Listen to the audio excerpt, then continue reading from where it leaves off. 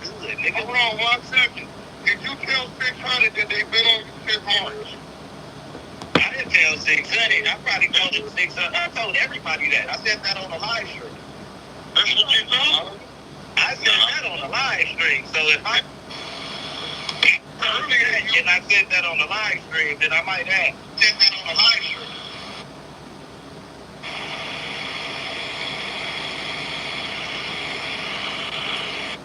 Like, you get what I'm saying?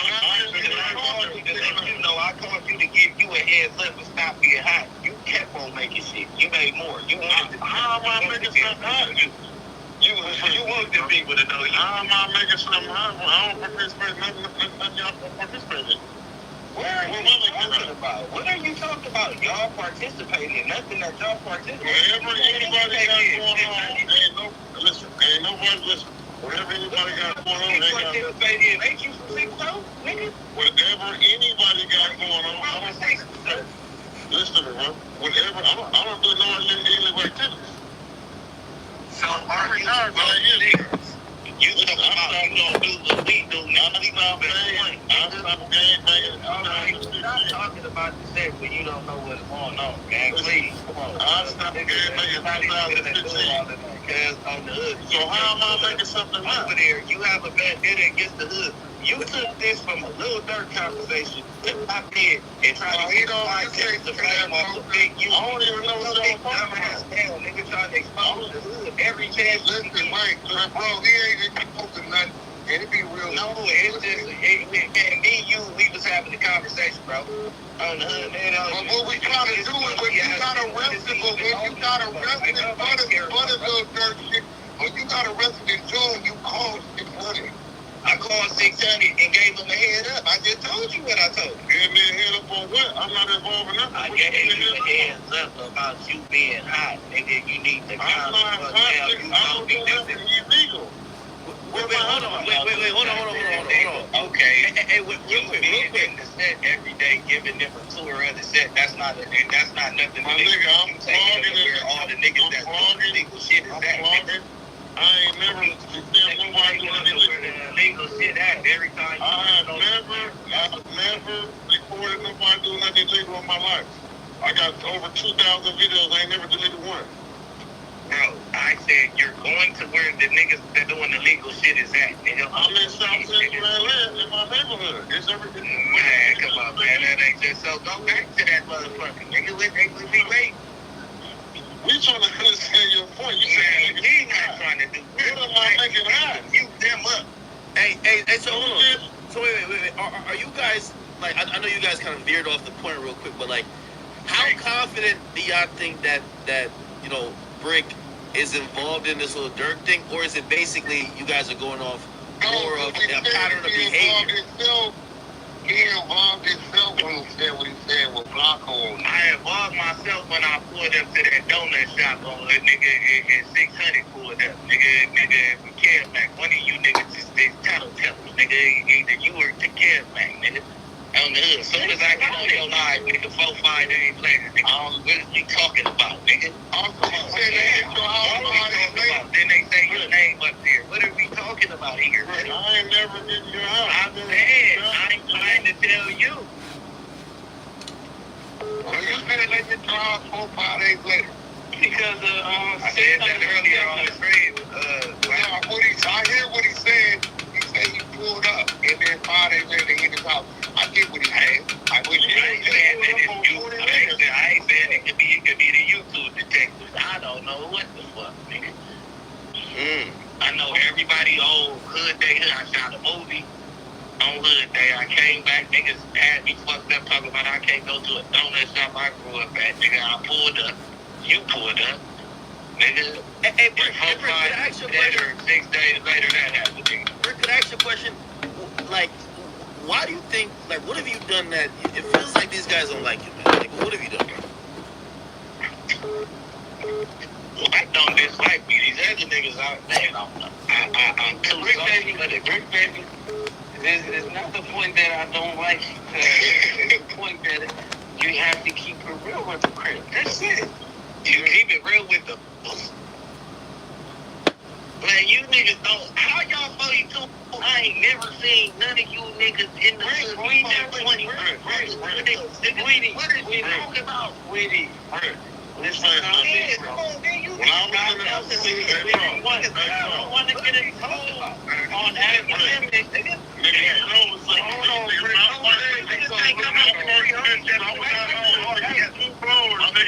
And we was up there about to run a skit, nigga. And you let the nigga Wiz run a skit on run off with you. I ain't seen you since, nigga. You said we ran a skit where? I said, nigga, I was out about to run a skit with 2 blowers, nigga. It was the first time I met you, nigga. And we was about to chase the niggas up out of there, and you escort the niggas up out of there, nigga. Why ain't you the nigga?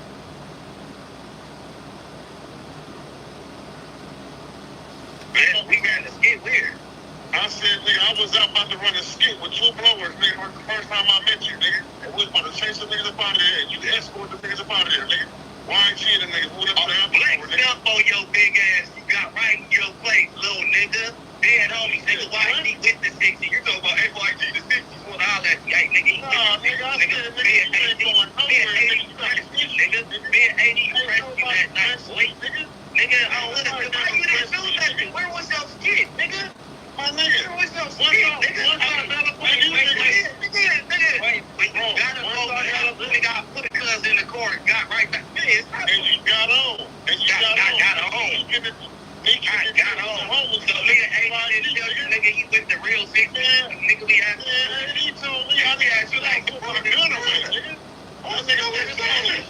And he said, nigga, I got my gun out. This police out here. I said, man, I'm not chilling out for nothing. Nigga, niggas packed out the homies, nigga. What is you talking about, nigga? Clown. Nigga, so the next day, nigga, we had a big ass meeting. Nigga, you was looking up in the motherfucking good ass nigga on that day. I ain't seen you since, nigga. Last time I was nigga, do you know how many niggas you was in the county calling, they come out here with the homies. I'm like, nigga, who you with? Oh, man, we're releasing them. Oh, yeah, what's up with him? I'm like, good, straight. I need that pass faster. And I need that I pass hear faster. what you said in your head, nigga. We flex right up on you, big guy. Ain't nobody flexed up on nothing, nigga. We was on camera. Nigga, we got you, and we put you in your place, cuz, and you been cool ever since. Ain't nobody put nobody no place. Everybody was saying cuz got lined the fuck up the next day, nigga. It was the same. Why my face was straight? The next day, you didn't show up and kiss your face. You didn't show up and kiss your face like everybody else. Nigga, we was up there, nigga, when I passed it, I got DP the next day. I took my job. Nigga, on the dead homies, nigga. Now you popping a lineup. It was a lineup. See, this is what you doing. Look what you doing. You done. I'm finna stop talking. Now you ain't gotta talk. Now you going into hood business again. You gotta get that. I don't give a fuck about nothing. First time around. Who put you on this motherfucking line? You got bigger line. What's your name? Don't on this motherfucking line. They call you on goofy shit, nigga. It's the first time I met you. Man, you was a goofy. The first time I met you, nigga. The next time I seen you was in the head was when you called me. We was on you like a goofy, nigga. Fuck is you talking about, big goofy ass nigga? What are you talking about? Nobody respect That corner is open. Nigga respect what you do for the homies gang on hood, and that's why niggas ain't been full-fledged on you, bro. Niggas gotta start pushing back, gotta push back. Niggas didn't have that, nigga. You did a whole lot, nigga. That's why a lot of niggas. Good take. Fall back. Let's not talk about, nigga, you came in bearing gifts, nigga, and nigga. Watch that corner. We'll hold down the paint as much as possible, but watch those corners and watch those wings. Corner open. We'll give up those twos. I don't give a fuck about those twos, but we gotta prevent those threes. Every address I had was 90043. What was yours? My shit is submitted in his history, my nigga. I don't know where you grew up at, bro. I can name every address since I was a baby. Good shit. Bullshit for bullshit. Let's score right now. Let's get it easy too. Earlier when I talked to you, you the nigga who couldn't come outside after football practice. Go ahead, Wayne. Wait, 600?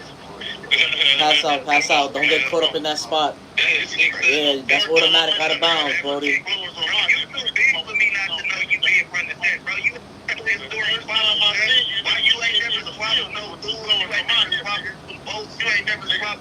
niggas around you. Straight to the Baja. Straight to the Baja. You ain't squabble nobody Come on. your side, Stop and nigga. drop. Stop and drop. Stop and drop. Watch that. Come on, cuz. Like I said,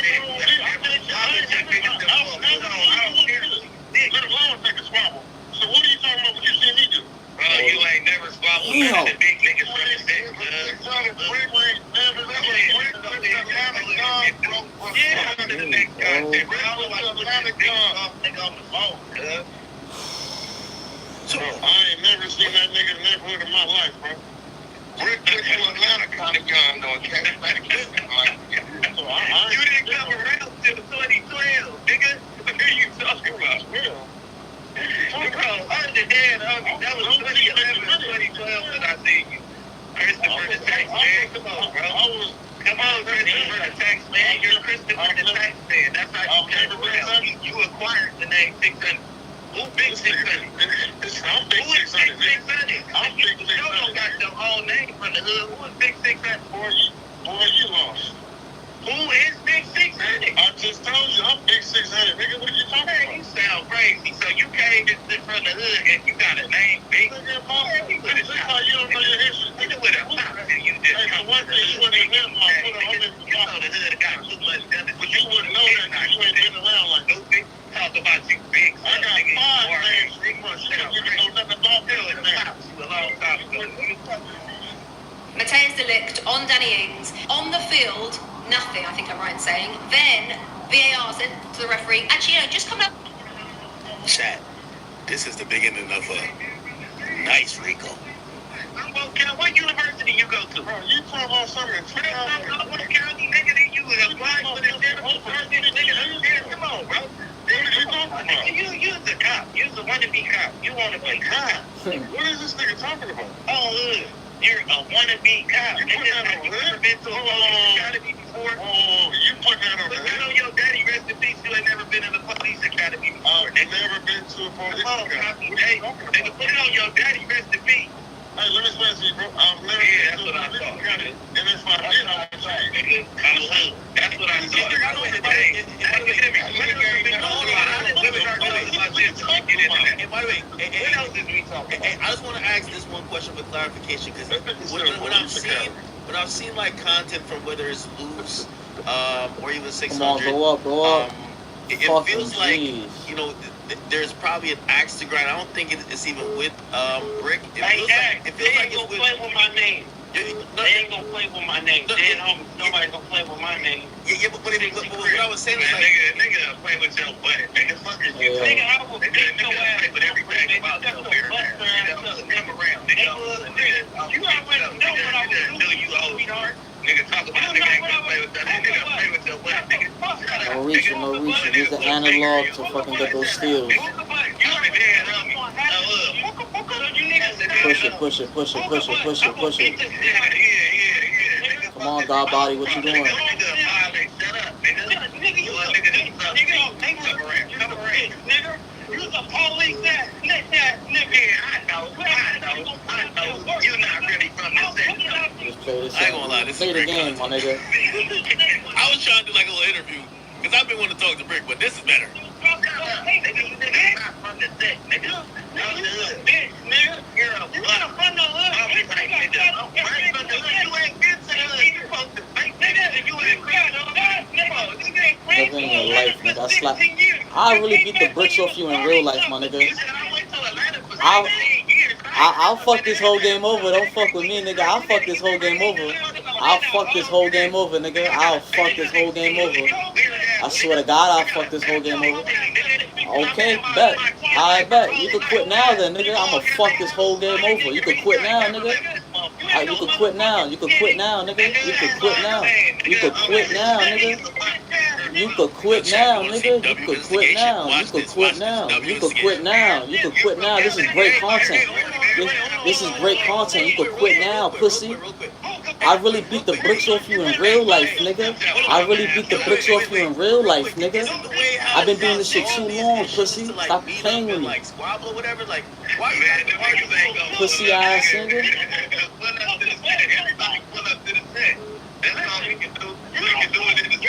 I really fucked this whole bitch over, nigga. I'm the only nigga that was around the hood day.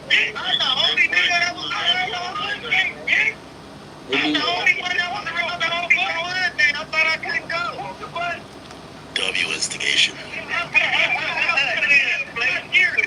Nigga, fucking you talking about, nigga. Hookah like I used to be rolling in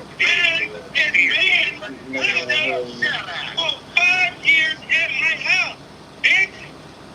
You said what, bitch? You said what? You know I do hood day at my house for the last 5 years. Where was you at, bitch? Y'all done talked y'all way out of that. We been for 5 years. Yo, I called Whack and Whack out of these guys. Whack no content. We don't have no money to fudge, nigga. Come back around. Damn. When I see you, Booker Bus, I'm a big ass. You already know they see you. I was trying to be cool. You better have your next time when I see you. Nigga, fuck you talking about. Nigga don't give a fuck about all that shit. Nigga, I never ever said I'm not no real nigga. Hey, you're not real. You're a real bitch, bro. You're a real bitch. Hey, who put you on? I let 630 go and then I let you go. Who put y'all on? Where did y'all get put on and who put y'all on? Screaming like, oh, you can tell. Oh, look, you see how I got you hoes in the same. Yeah, none of you hoes in the same. Cause you niggas think you got nigga.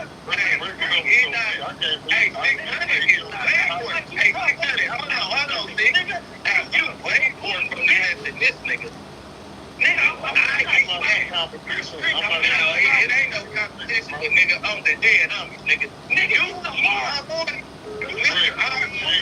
I ain't gonna lie. After this, man, I must earn like a day of protection from the 60s. I love y'all 60s. I love y'all. gotta protect that 3. Stay out the fucking paint. There should be only 2 niggas in the paint. There should be 1 or 2 niggas in the paint. All y'all other niggas pick up a nigga, because they're gonna be wetting 3s. Your favorite movies and TV shows are on YouTube. Enjoy the latest releases. I'm giving your outfit 2 thumbs up. This whole thing is just something I drew on. We're doing a fit. No. Oh, nope. Going high. Oh. Hi. Well, Oh, Get Paramount Plus, MGM Plus, Max, and more. Find your favorite movies and TV on YouTube. Chat. There's some annoying fans that keep calling me. I'm gonna just 3-way myself off another phone. Just give me a second, bro. Like, these fans are just too fucking annoying. Give me a second, chat. Like, this is too annoying. Hold on. Other phone now. You mad? Y'all mad? You ain't gonna fuck up the content. That nigga pray for that shot. That nigga pray for that shot. That nigga pray for that shot. Yo, Brick. Just like he praying I don't beat his ass, nigga. Yo, by the way, Brick, you know you leaked my number, bro? Like, by mistake? I think it was by mistake, though. That's why I've been getting called from fans all day. He get my phone. Nah, it's all good. He did it again. Nah, it's all good. I ain't do that shit on purpose. Nah, I tapped in my other phone. It's fine. God. Nah, it's all good. I tapped in my other phone. Go ahead. Hey, anyway, I appreciate you accepting that light mistake. No, of course, a light mistake. Nah, it's all good. Hey, by the way. These type of niggas that don't even play ball in real Wait, life. Luce, can I Shut ask your you and 600 silly this question, ass though? up. Like, is any of, like, you know, like, the vitriol towards Brick, is it because he's on no jumper and he has more visibility, or y'all just really think he'll fuck nigga? No. I'm glad you keeping it real. Answer again. No, we don't keep it real, right? Polka Butts is a police nigga. The nigga's lies about every single thing. He gets caught in his lies, and then this is the dude that said that he got a call from Nipsey before he died. Are you? Dude, what type of joke y'all here? Big U, right? Big useless. The nigga that you said that about you, bro. Glasses ass. Yeah, Big Useless call, not Nipsey. Big Useless, remember that. I thought that you said that Big Useless call. I thought Nip told you to take this music shit to another level. Big Useless call. But when you told Nip, he told you to take the music to another level. He told you to take over the way he started like he was gonna die. You just a Dion. You're the police nigga. He's not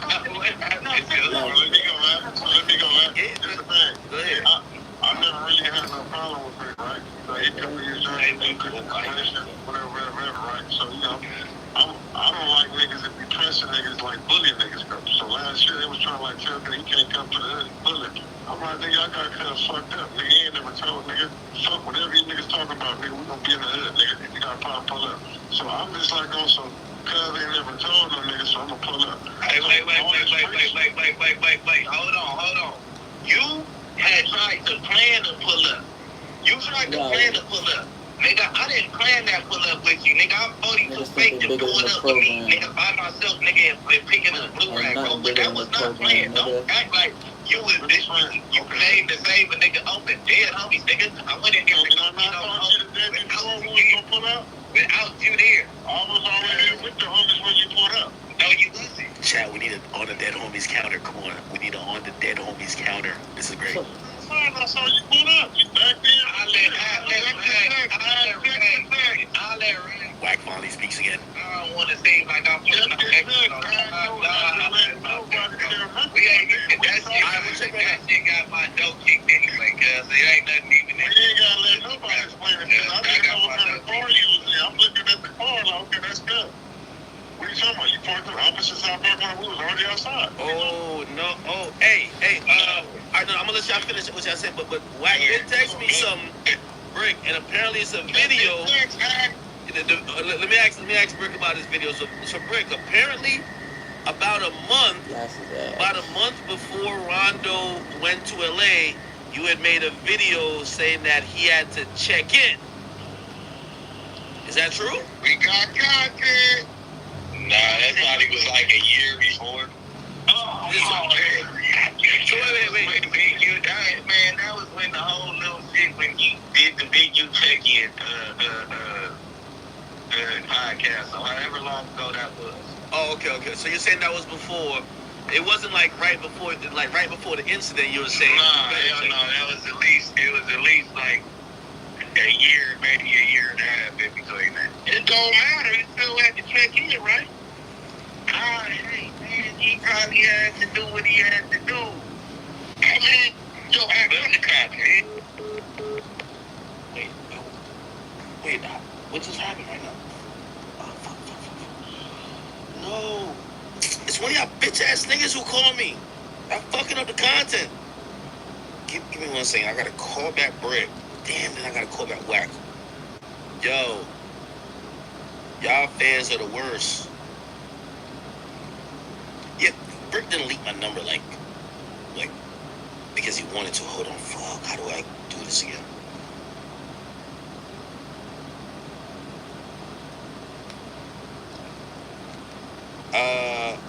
Where's Brick at?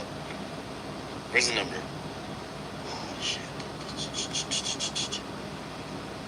Oh, yeah, it's right here. Oh, my bad. I gotta call Brick back. Brick probably happy that I hung up on him. It's all good. So I'm gonna call him on this, and then the number I don't want y'all to get, I'm gonna just three-way that number in on it. W. It's all good. All right, cool.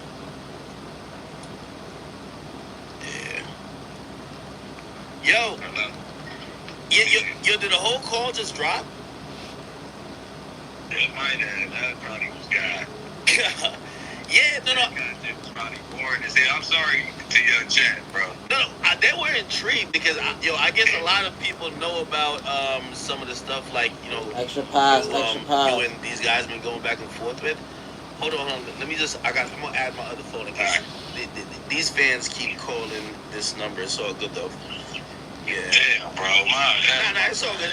I'm about to steal my phone because it's not stored, so I could have just flicked my phone the other way. Nah, trust me. Listen, I've accidentally leaked people's numbers too, man. Like, that's part of the live streaming thing where like you don't realize how in real time it is.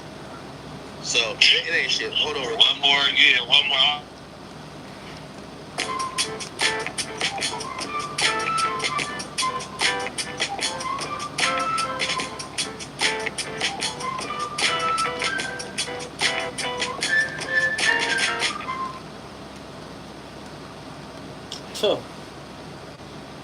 Should have been out there. Like. Alright, perfect. Somebody gotta pick that up. Niggas is just gonna watch that nigga shoot. Alright, okay, cool. Yeah. So I mean, I was just trying to add Whack, and I guess Whack has 600 and loose, a part of the exposures. I mean, for me, I think the good conversation we could have a part of this. Well, number one, I think I always wanted to have a conversation. I didn't know you were interested. I told Vlad and Adam this. No, I told Vlad this. I said I never knew Brick Baby was that connected or as interested till you interviewed him, because a lot of times on No Jumper you're giving your opinion on shit. I don't know your background. And what Vlad does really good is Vlad gonna give the background of everything. And then when I see you talking about other things based on your experience and based on where you were at, I was like, oh shit. Damn. I actually That's how my voice even kind of even holds any type of matter.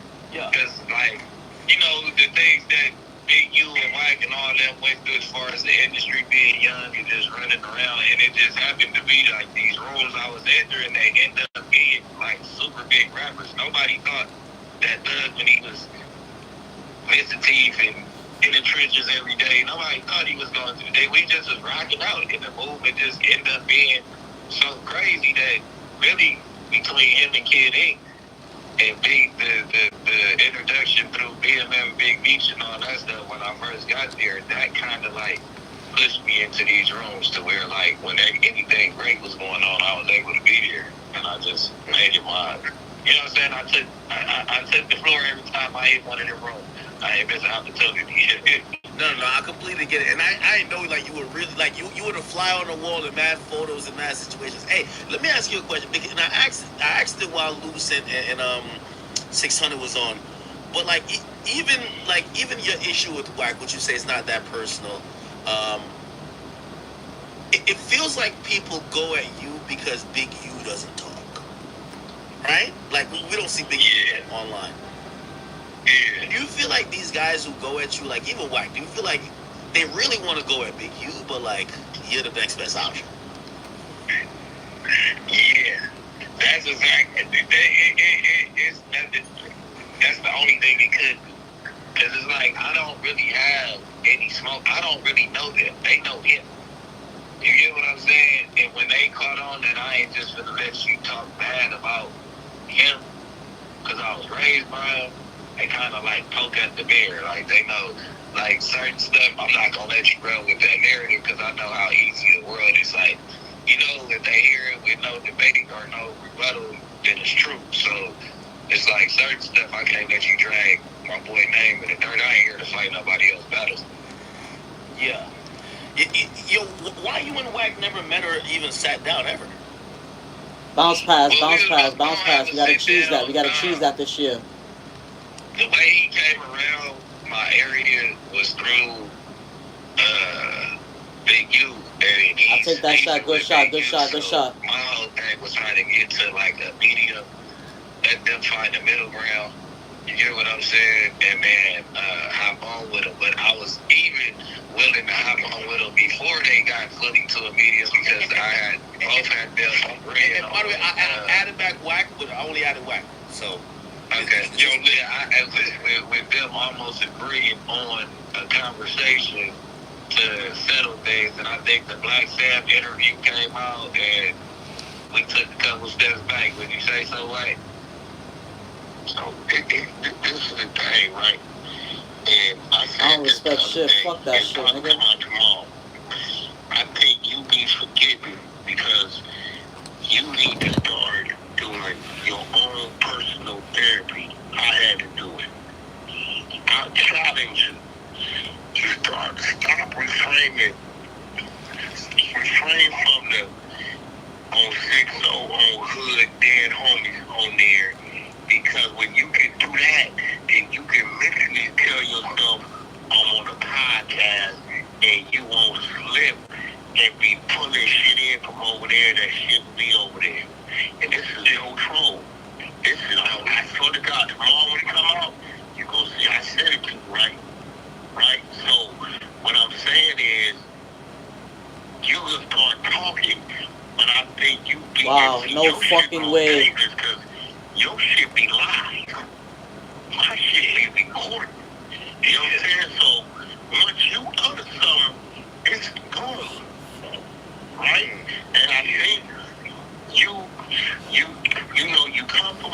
and then you over here, and it's like they fuck with you because you authentically from the streets and you on no jumper. But some of that shit, you is too authentic for no jumper.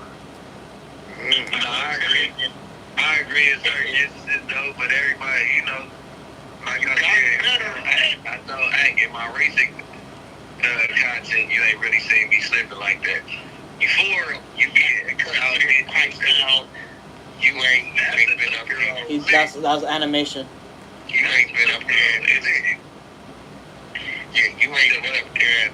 You ain't been in Yeah, I had to take back off of everything. I don't say blame like that no more. I do that. You would get up the next day. You would get up the next day, and the pause going crazy, and you scratching your head like, what trying to figure out what the fuck I said. Then it come on. Hey. Wait, why the fuck did I just fall off again? Am I doing that? I think I'm clicking on too many shit.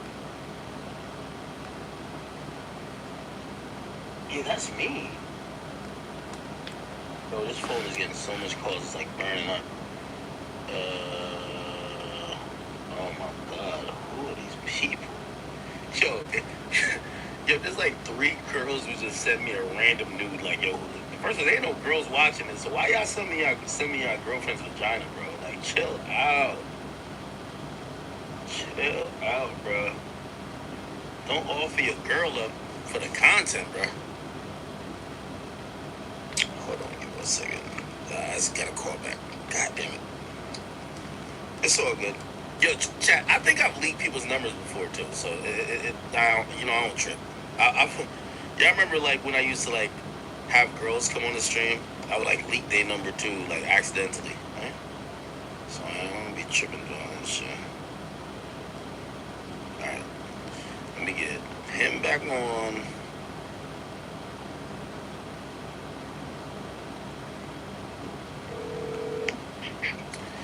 Yeah, my bad. I think that it keeps cutting off. I don't know because I'm playing with the phone. But anyway, hold on. Let me add whack again. I'm gonna add whack. Do that. All right.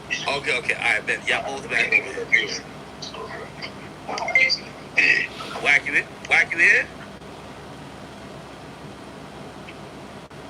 Wait, is Whack on here? I don't know if he's on here. You can hear me though? I can. You can hear me? Whack, I'm adding you to the call. I'm adding you to the call. My bad. This shit must have problem. All right, yeah. Yeah, all right, bet. And like, see, with you and Luz, you and 600 didn't have your own relationship. Like, you built some crazy shit. 1 minute, good. Nah, that's my boy. He gotta stop doing that with the hood, bro. He gotta do that and talk to me on the phone about that. That ain't never supposed to be on the stream. Nothing. You and Luz didn't have to understand. I'm calling this phone. I'm sorry, the person you are trying to reach has a voicemail box that has not been set up yet. And we had a whole nother understanding, right? But at the end of the day, You and him was on the phone. listen, we had an understanding that, nigga, you kind of just I didn't feel like arguing with you that day. I got off the phone and texted out like, No, we weren't arguing that day. No, but I ain't even want to turn it that way, gang. I ain't even gonna go back and forth. I'm like, But Brick, me and Luz was on the phone, and you and Luz engaged in your own conversation.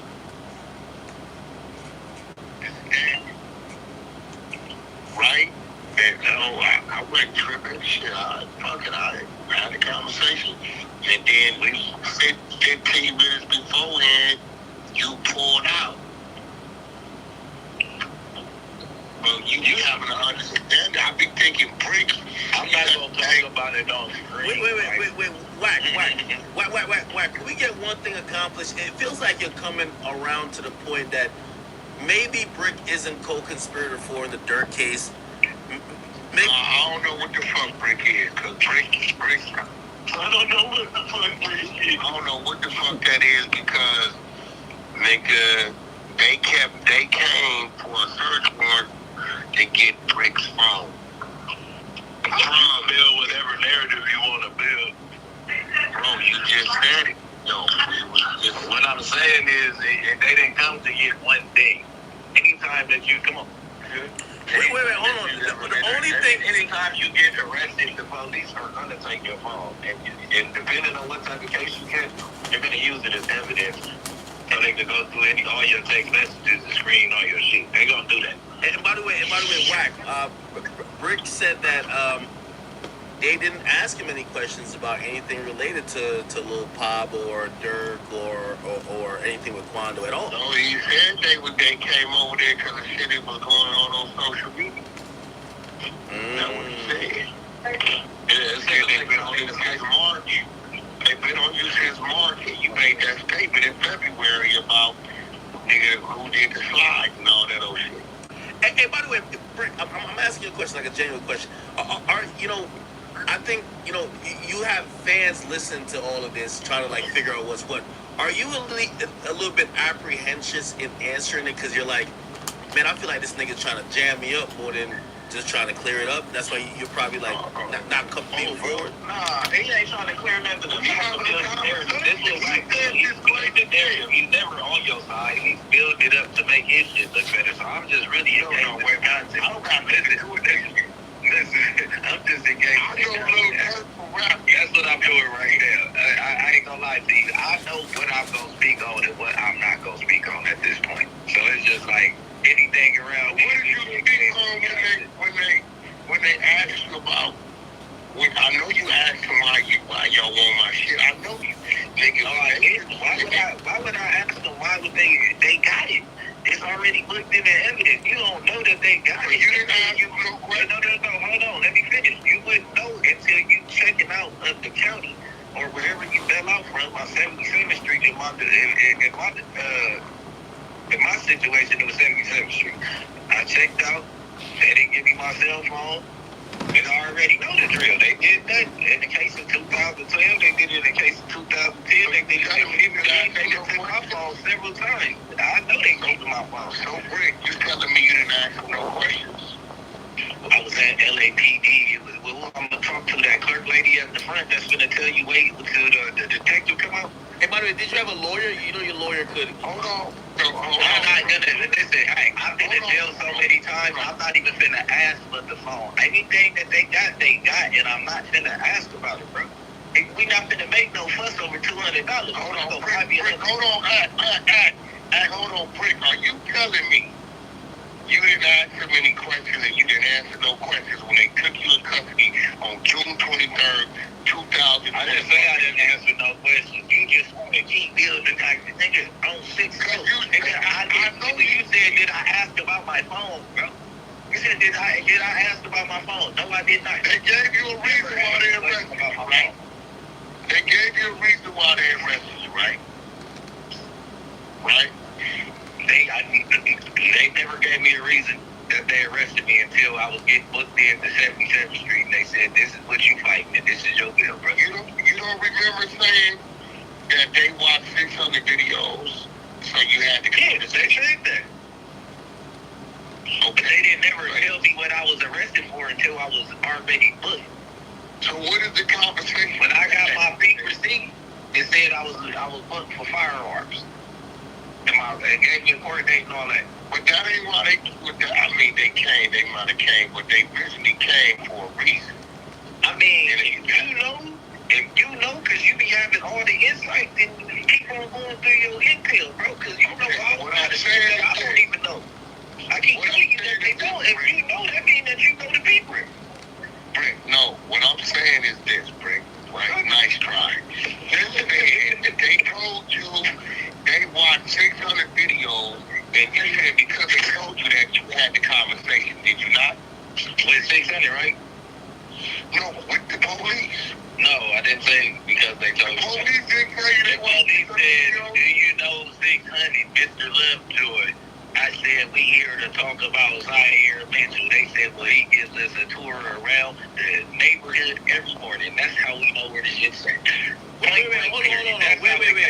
By the way, Brick. So if there's an interrogation video that comes out later or some type of audio recording of that conversation. Oh, it's coming. That's why I don't let me do my work, Hank. Oh, So you telling me, Brick? Oh, all right. You telling me right now, Brick, on Rolling 60 Chris. Oh man. That's all you said in that interrogation room? As long as you Be careful, my nigga. don't get the team. Don't get the team. Nigga. Don't get the tape, nigga. What is you I'm just talking about? asking you. If you got the tape, drop it. You ain't hold nothing like that. I don't think so. If you got that content, drop it. Now, my check versus your check at no jumper, you got to interrogate the check with me. Listen, on Rolling 60 Chris, that's what you said? Listen to what I'm trying to tell you. I'm done talking. You just alluded to a tape. Bring the tape. Hold on. That's what we Hold on, drop bro. that. Drop that. Hold on, bro. Drop that. Nigga, look how good I'm looking in that motherfucker. Hold on. What is you talking about? That's it. Okay, well, hold on. Watch this. 600, what did this man tell you? You keep talking to a nigga that's a bum. I'm getting up. Hey, with 600 get on the phone, I'm gonna let him talk. I'm muting up. Don't run. They telling him that they watching all my videos. And I give him a tour of the hood every day. He said the feds told him that. He ain't telling him LAPD. I just told you that. So I don't even know What are we talking about here? What are we talking about here? What are we talking about here? I just said, what are we talking about? We'd have to been a bad thing against the case. I'm a street nigga. I got a case. What are you talking about? What is it? You niggas just Wait, hold on. Wait, Wack. Street niggas. That's why you niggas is weird. Wait, Wack is 600. Wait, Wack is 600. Wait, Wack is 600. This is my question to y'all. This is my question to y'all. Wait, hold on. One mic. Yo, hold on. Wack is 600.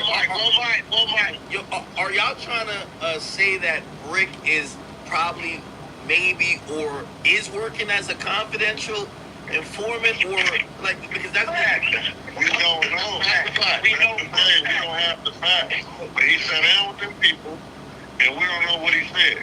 Man, listen, nigga, any nigga. But he said something. Hey, guess what? It's the niggas like you that act like they don't have conversations with niggas, but got sealed paperwork that niggas still ain't seen, nigga. I cleared this sealed paperwork. It don't. I cleared it. I wouldn't I ain't seen, nigga. And like I said, nigga, it's all on the internet. I will send it to you. I cleared it. I went and got it myself. It's all on the internet. All of it. Everything. I ain't got said. Yo, Wack, I ain't gonna lie to you, man. I gotta say, whatever you paying, not Wack. I mean Adam. Whatever you paying Wack and paying Brick, thank y'all. Thank you. You can go through whatever you want to go through, nigga. My name Clubby, nigga. I'm studying on that. I don't really care what it is. Brick said he didn't answer no questions about anybody other than Zaire. Ever went to jail. Yo, who's Zaire Williams? Who's Zaire Williams? Who's that? Who? Zaire something? Who's that? Mitchell? Yeah, who's that? That's me. Oh, so you said you didn't answer no question about no other person. I did not say that. Nigga. I said that, nigga. I ain't never went into conversation about no other person. That's like a gray area. So you mentioned What I'm other saying people. is, if they ask me a question, do I know this person? I don't know this person. So I answered the question. So I can't tell you that I didn't answer the question. You get what I'm trying to tell you? Okay. All right, now I understand. Yeah, I don't want it because, nigga, we being technical right now. Okay, no, I get it. You get what I'm saying? So, if y'all got, this my thing, y'all got some content to drop about that, drop it, because I know I'm in the grave with everything I got going on. Now, well, I think Wack fell off the call. Well, I'm gonna be honest with you. Halfway a little bit, I feel a little bit bad. I feel a little bit bad for you because I'm like, yo, I feel like they all don't fuck with Big U, and you're the Hold on, wait. First of all, he don't want to have that conversation because you know that's some other shit. I know he don't want to talk about that. Right? So Big U ain't got nothing to do with Big Baby. Yeah, but whack. Do you really think? Wait, whack. Do you really think that Brick Baby is like, cooperating? I think that Brick Baby ass went down there and instead of telling them our place is fake, I think he heard them out and he asked some questions. Wait, whack. You're smart. So I'm gonna ask you the question directly. We know that we know the feds will cross collateralize to get the to get the evidence they need. Do you think they tapped Brick on the shoulder based on what they had on him to probably get some info? I'm gonna tell you why I said that. He said what he said in February. Then he turned around and said they told him they've been on him since March. Right after that.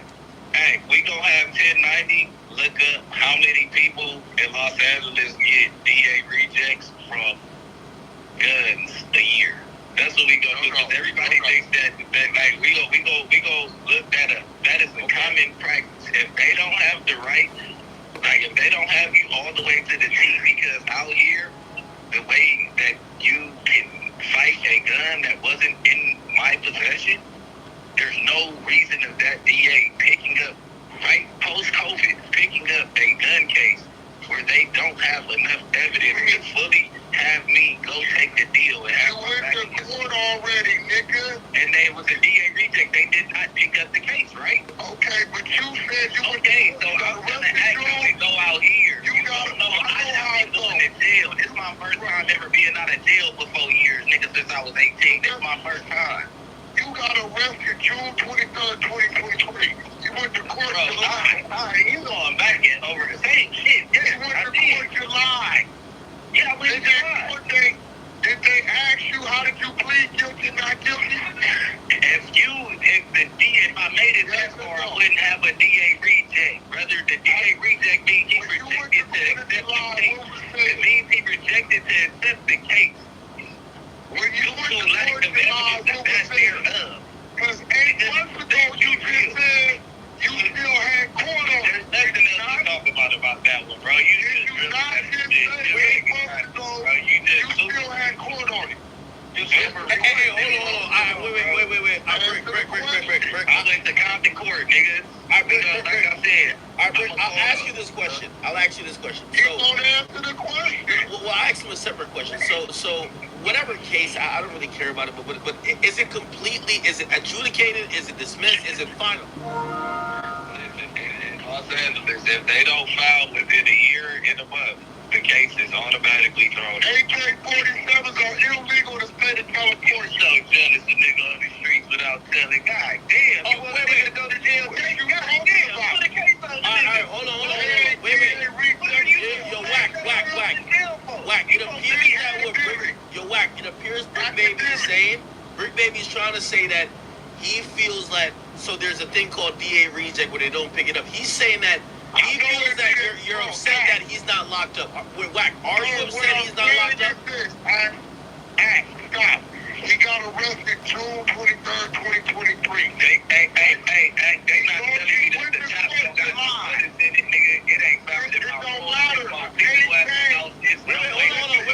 Wait, he's giving some details. He said the gun wasn't found in his house. It had no bullets in it. Go ahead. It's different. Come on, brother. Firearm is illegal in our state. It ain't a 9, it ain't a 40. Are you a cop? Are you a cop? The law. Like, do you have to refine? Google AK-47 in California. Google it. Yeah, like you Google it. bro, you split They are not DA rejects nigga. What do you mean? We just having a Why conversation. do you want a nigga to go to jail so bad? What the That ain't what I'm saying. I want you to tell us the truth. I thought you was a linebacker. Tell the truth. Shit when you pissed. Niggas like that. Wait, hold on. That's where we at right now. All right, so whack. What's your theory? What's your theory, Wack? What's your theory? I hear what you're saying. This is my theory. And by the way, hold on, before you say that, hold on, Wack, before you say that, I'm gonna read what it says. Before you say that, I'm gonna read this. It says, because the AK-47, as everybody should know, is an assault rifle, it's a highly illegal gun when it comes to California. It's In California. it's definitely just not seen as. In California. They are not rejecting no fucking case. Hey. They walk inside the studio right now. It's 3 niggas in that motherfucker, bro. On the dead homies, nigga. They go to some nigga that ain't loaded, they put together nothing, bro. On hood, and they take one nigga to jail, nigga. How can they for sure say that that's one What person, are you bro? gonna What fight the it? fuck are you talking about? You're going to fight the case. Okay, and then what, You're bro? not If they going to don't have no court tonight. evidence. So who wanna go ahead with that? Name one DA wanna see my lawyer with that case. Name one DA. Come on, bro. Let's see what like this. And I'm not even finna. I'm not even finna talk about it. Bro, that's over with. You just want to keep talking about me. I'm not talking about that. Wait, Hold on. Give up the work. All right. You gotta provide the work. Wait, hold on. Hey. Wait. So, Brick I'm Baby. gonna go get it on Monday. We already talked, brother. Wait, Brick Baby. And you Is there? just said 8 months ago, you had court. You said you was gonna go to court and then let us know. Now, I think I did I said Monday. July Nigga, what you 2023. talking about? What you said. What you said. When you was crying, you was talking about you got kill squad outside. I said that on no jumper. You said this, not this. That you was, I don't know how well you know it. I'm done talking about me and all that shit that you mad that I'm not in jail for. No, I'm nigga, dead. you identified OCW as the shooter. Academics, and You want me in jail? We see that. Okay. We see that. Wait. You believe that? You put niggas in jail. Wait. Hey, enjoy your stream, bro. You put This niggas is in jail. all right. Cool. That's cool. When the last time you talked some shit and it was the real? With your bail receipt. Wait, hold on. Yeah, so Brick. I've been posted the bail receipt. Go look at my motherfucking previous videos. I've been posted that bail receipt, nigga. Right where? Where's that? Yo, Brick. Why do you think Wack is saying this? I done posted that pink slip a million times, nigga. Yo, Brick. Why do you think that Wack is saying this? What do you think Wack's angle is? Cause Wack wants me in jail. Wack wants me to go to jail. Nigga, I'm to the point that if I'm a snitch, it'll come out. I'm done talking about it, right? Wack want me in jail. If I'm a snitch, this shit right here, this one that's gonna be the one. If I'm a snitch, I'm gonna be all in the paperwork. I'm gonna be on the stand. This bitch gonna be the one. I put niggas in jail. This gonna be the one I can't hide. By the way, hold on. Wait. Brick. But let me ask you. Wait, hold on. Wack, one second. Wack. No, I mean Brick. So you said there is some paperwork. I guess Wack couldn't get. Do you have that paperwork? By the way, we're in front of 35,000 people. I feel like we're gonna figure something out of this, right? So do you have You some said, paperwork? is there paperwork that I got where? Or what? No. I mean paperwork that kind of paperwork that says. First and foremost, like I said, now you can look up the process online while you got 35,000 people and see what the process of a DA reject is. Because at this point, I know that they don't file. I called in. Hold on, let me finish. I called in a year and a month afterwards and seen if they had any court dates scheduled for me or if I had any warrants. They told me that it was clear. So in my case, it's clear. You get what I'm saying? Go ahead and look it up, because I don't know if they issue a piece of paper, but I go get my piece of paper. California. I go get my piece of paper. I know how to go do this. As long as you want it, then I can give you a court date. You're mad You because went you to court in July. You want a nigga in jail. You Did you go to court in July? Yeah. Did you plead guilty or not guilty? You don't go in front of the judge of the DA. Look up what a DA reject is. Why are we They rejected it in July. Just look up what a DA They reject did not is. reject it in July. Okay. All right, hold on. So I'm gonna read exactly what it says. It says in California, district attorney, a DA reject means that a prosecutor has decided not to file criminal charges against a defendant. This can happen for a number of reasons, including insufficient evidence to convict the defendant. A DA reject doesn't mean necessarily the case is dismissed. Here's some other things to know about criminal charges in California. There you go. The statute of limitations for criminal charges in California is usually 1 year for misdemeanors and 3 years for felonies. However, there are exceptions for more serious crimes like rape or murder, which have no statute of limitations. AK-47 is a felony. Did you file a 1381 or a 1382? Bro, I don't gotta file nothing if the case never been filed. Wait, hold on. Wait. Whack. Ain't no nigga walking around that got arrested. You understand? Hey, bro, you ain't gonna just. You went to court if you lied. What are you talking about? Listen, Brody, you haven't been to jail in years, bro. You can't tell me about the judicial system right now. You're not telling me about the judicial system, bro. I'm not just an average nigga, bro. You can't just talk to me.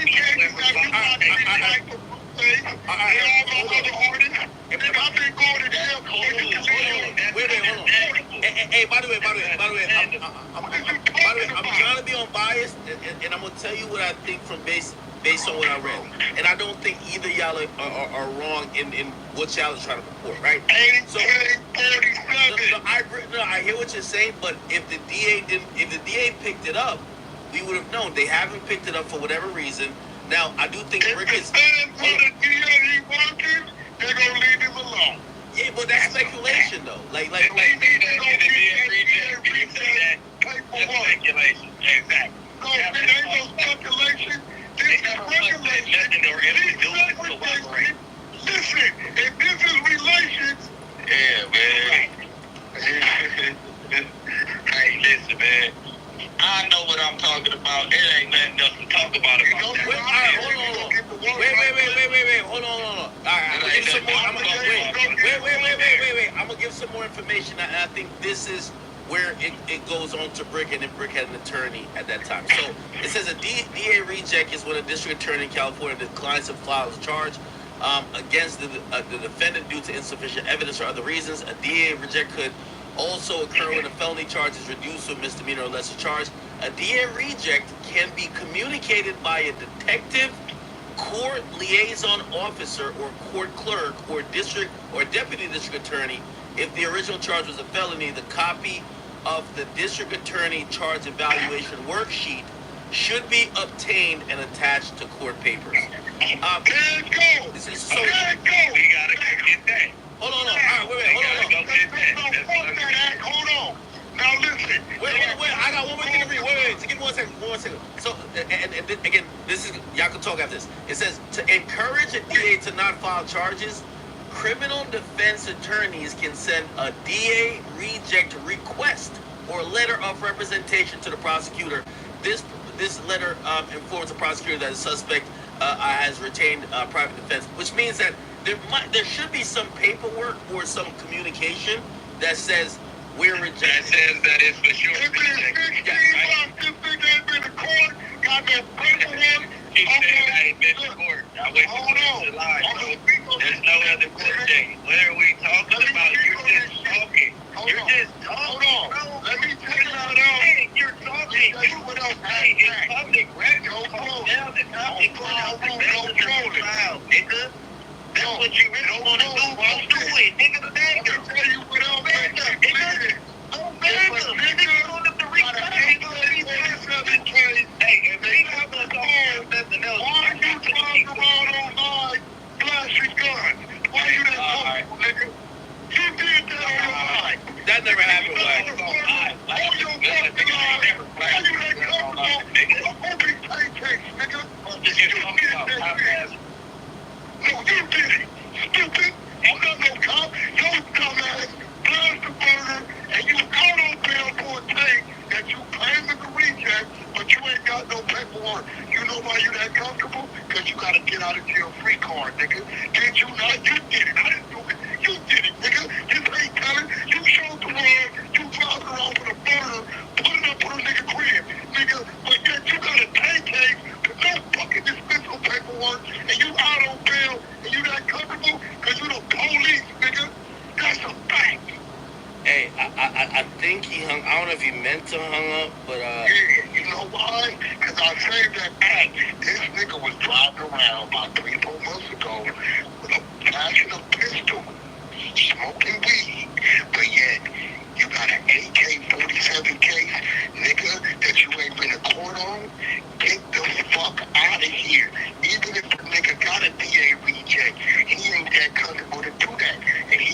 no DA reject with an illegal assault rifle in the state of California, and you a fucking felon.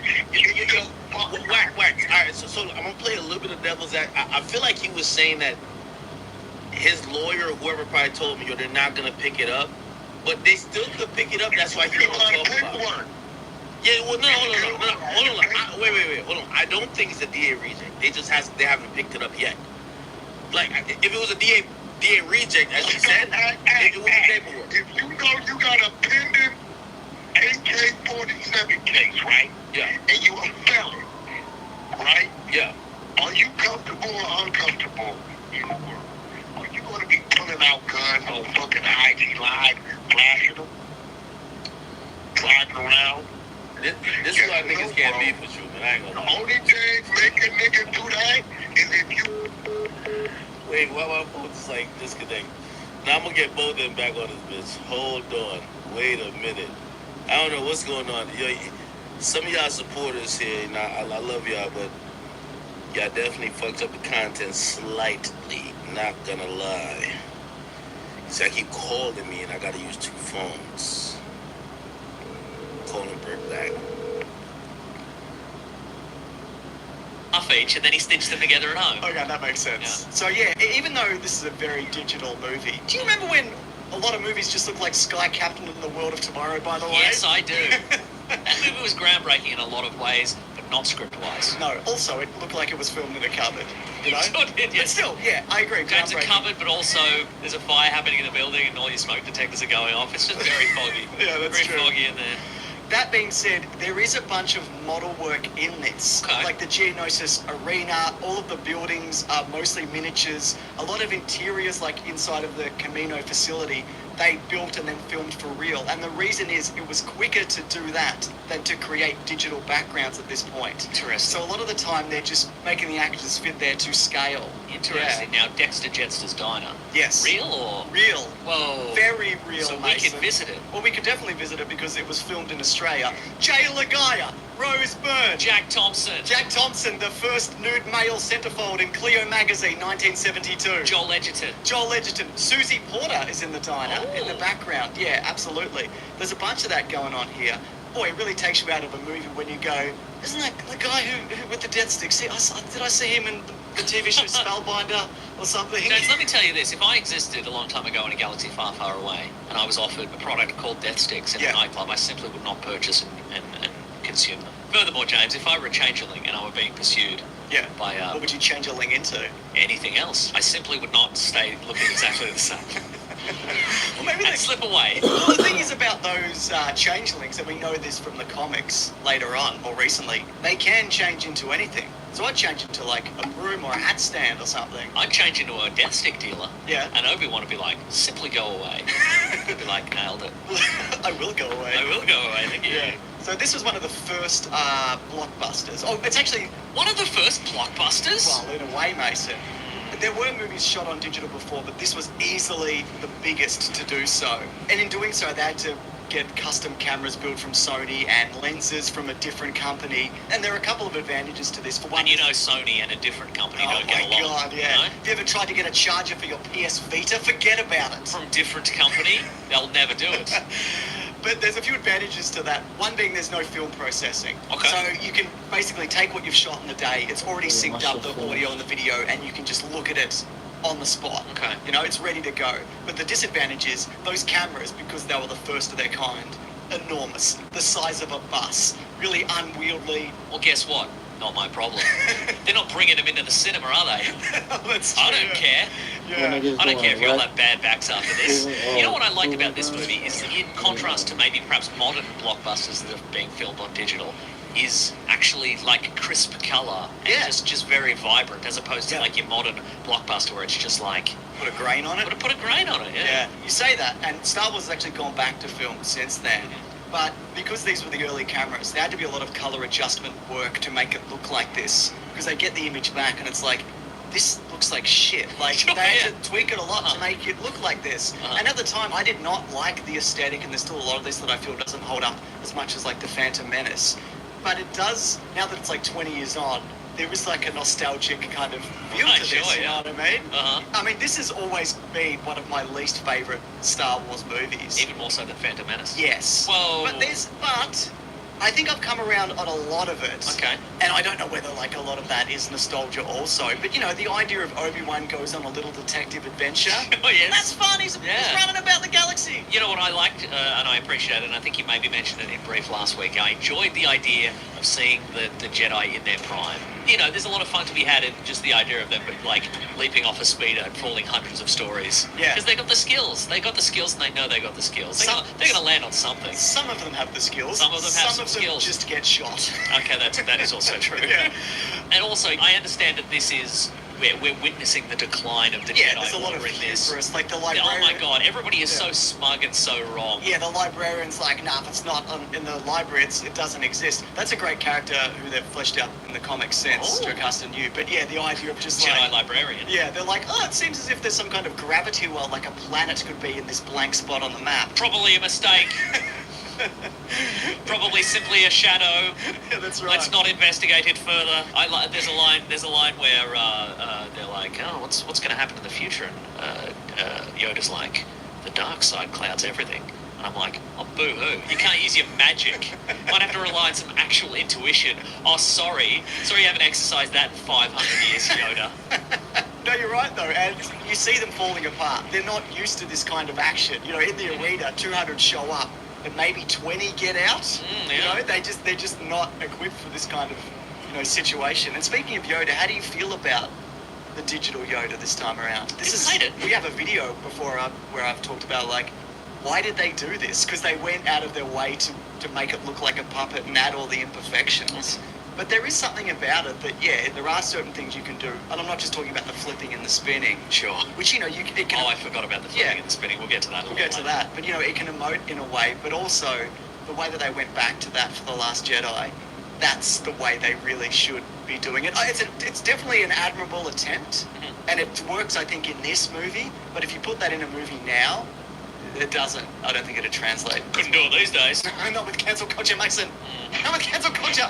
Lightsabers don't mean anything, do they? What do you mean? Oh, you mean like they're supposed to be a significant device, like an iconic thing in a Jedi's life, and they build it that has a lot of significance to them. Yeah. But in this movie, they're just like, hey, Obi-Wan and Anakin need some help. Chuck up some lightsabers. Yeah. And there's even a scene where Obi-Wan's like, this is really important, don't lose this. And they both lose them, you know? Yeah. It's good stuff. But yeah, I think that also takes away from the idea of this Skywalker legacy lightsaber. It's like, oh, that lightsaber he had for like 2 years before he fell into the fire. People talk about how it's Anakin's lightsaber and it's an important lightsaber. The most important thing that lightsaber's done is kill a bunch of kids, really. Very That's true, the yeah. legacy of that lightsaber. But that's nostalgia, you know? Yeah, it is. You know? What I think is interesting about this movie?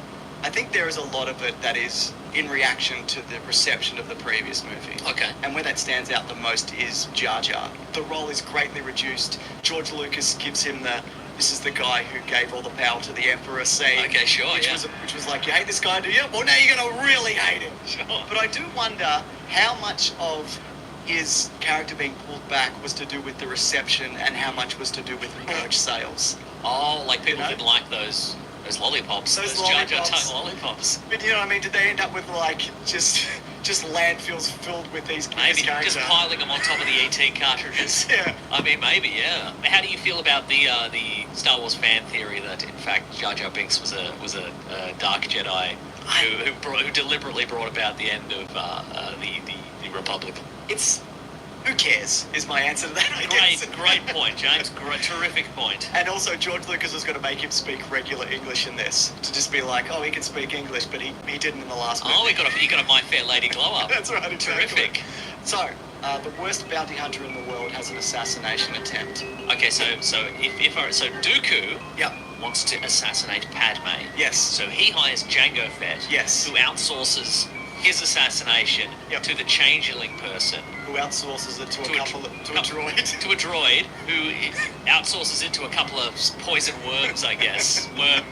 Millipede things. Yeah. And then they've clearly been told, okay, if this assassination Niggas is attempt running. fails, just go back to home base. Really lead the Jedi to Mary Chase back to me personally. That's what I want. And then Django's just hanging out, ready to assassinate that lady. Yeah, absolutely. I would've left. I would have also left. Yeah, the idea that she's anywhere near any of that. I mean, you send off the droid with the worms in it.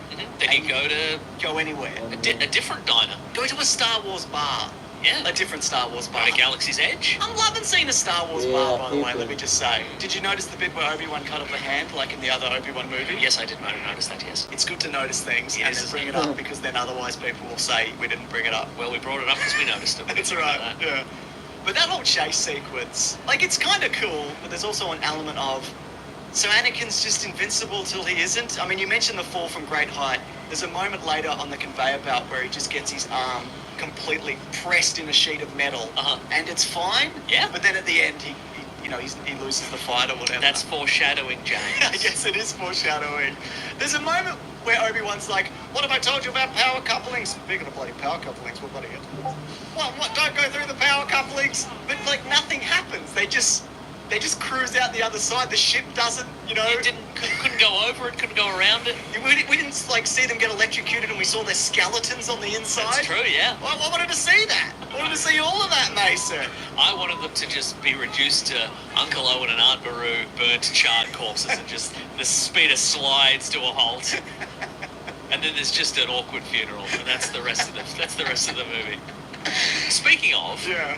when Mace Windu kills Jango Fett, Yeah. I recall that his head falls out of the helmet, but obviously that doesn't happen. Well, it does fall out of the helmet when the shadow of the helmet like flies off. Ah. The shadow of the head Okay, moves across right. the ground. Okay, right. Apparently, they were thinking of doing that at one point, like putting the head in. Mhm. But no, it's not a thing. Okay. Unfortunately. Okay. Yeah. I mean, we'd all love to see it. Yeah. Don't get me wrong. Let's talk about Django though. Okay. Well, first of all, they get to him through Dexter Jetster, who for the first time I noticed has a mustache. Because there's so much going on in that room Yeah. about him, and I just never realised he had a mustache. Yeah. Which I feel is period incorrect. I think he probably should have had sideburns I as agree. opposed to a mustache. I completely agree. Or sideburns that connect to a mustache. Yes, you're right, like Wilford Brimley style. Wilford Brimley, yes. Yeah. So just quickly though, Obi-Wan orders a cup of Jawa juice. Okay. This beverage originated on Tatooine and is made from bantha hide mashed with fermented grains. Sounds awful. Anyways. And a bit boozy. Obi-Wan, you getting your buzz on before you do some investigating. Let's talk about Buzz just quickly, because one of the theories behind who tried to kill Queen Amidala, Senator Amidala, whatever. She's always a queen to me. Thank you. When she was 14, elected queen, by the way. What the fuck system is that? Well, we don't know how ages work in this universe. That's Again, true. they might all be, from our perspective, they might all be 1,000 years old and 1,000 feet tall. So, You're right, you're absolutely right. So, one of the theories that I think Mace Windu floats is disgruntled spice miners of the moons of Naboo tried to kill her, right? So Okay. I looked into this. First of all, I'm confused because, like, spice is illegal, right? It's an illegal, illicit substance. it's so vague and illegal. I yeah, love it. and expensive. Do you remember? Very expensive, Remember- vaguely expensive. So some miners on the moons of Naboo, I looked into this, repeatedly went on strike for larger shares of the profits. Some splinter groups committed minor political violence, such as breaking windows and security shields, even burning an empty warehouse on Naboo itself. I love how they did that, and they went, yeah, these guys are capable of murder, I reckon. They're clearly just trying to form a union, and the Jedi, the cops, are just like, nah, these guys are all murderers. Why are they allowed to... Well, unlike us, we've never murdered anybody. Is this a legal or illegal operation also? Great Because they question, all isn't it? are getting paid, but not enough. And it's all off Naboo, which is apparently... Is that a criminal planet? What's happening? It's politics, Mason. I love it. Same. Anyway, Jango Fett, right, he's the one who does it. And he's like, I want a boy. I want a boy who not only looks just like me, he is me. To his genetic code. Very odd. I don't want him to be genetically modified so he grows up really fast. I want to just raise a kid the slow way, and it's really frustrating. And I'm tired all the time. Sure, I could have him be my son and also a 30-year-old man, but I refuse. What a rotten little kid. Well, it's Boba Fett. I know, but I mean, just Django's like, nah, we're gonna pursue this guy through the asteroid field. We're gonna kill him, and Boba Fett's like, yeah, yuck, little kid. No wonder he went bad. I'm a big fan. Well, he did that. He became good, didn't he? Yes. Did you remember he became good? He inexplicably became good, and he was became- always good. He became a sheriff or something. Yes. Yeah.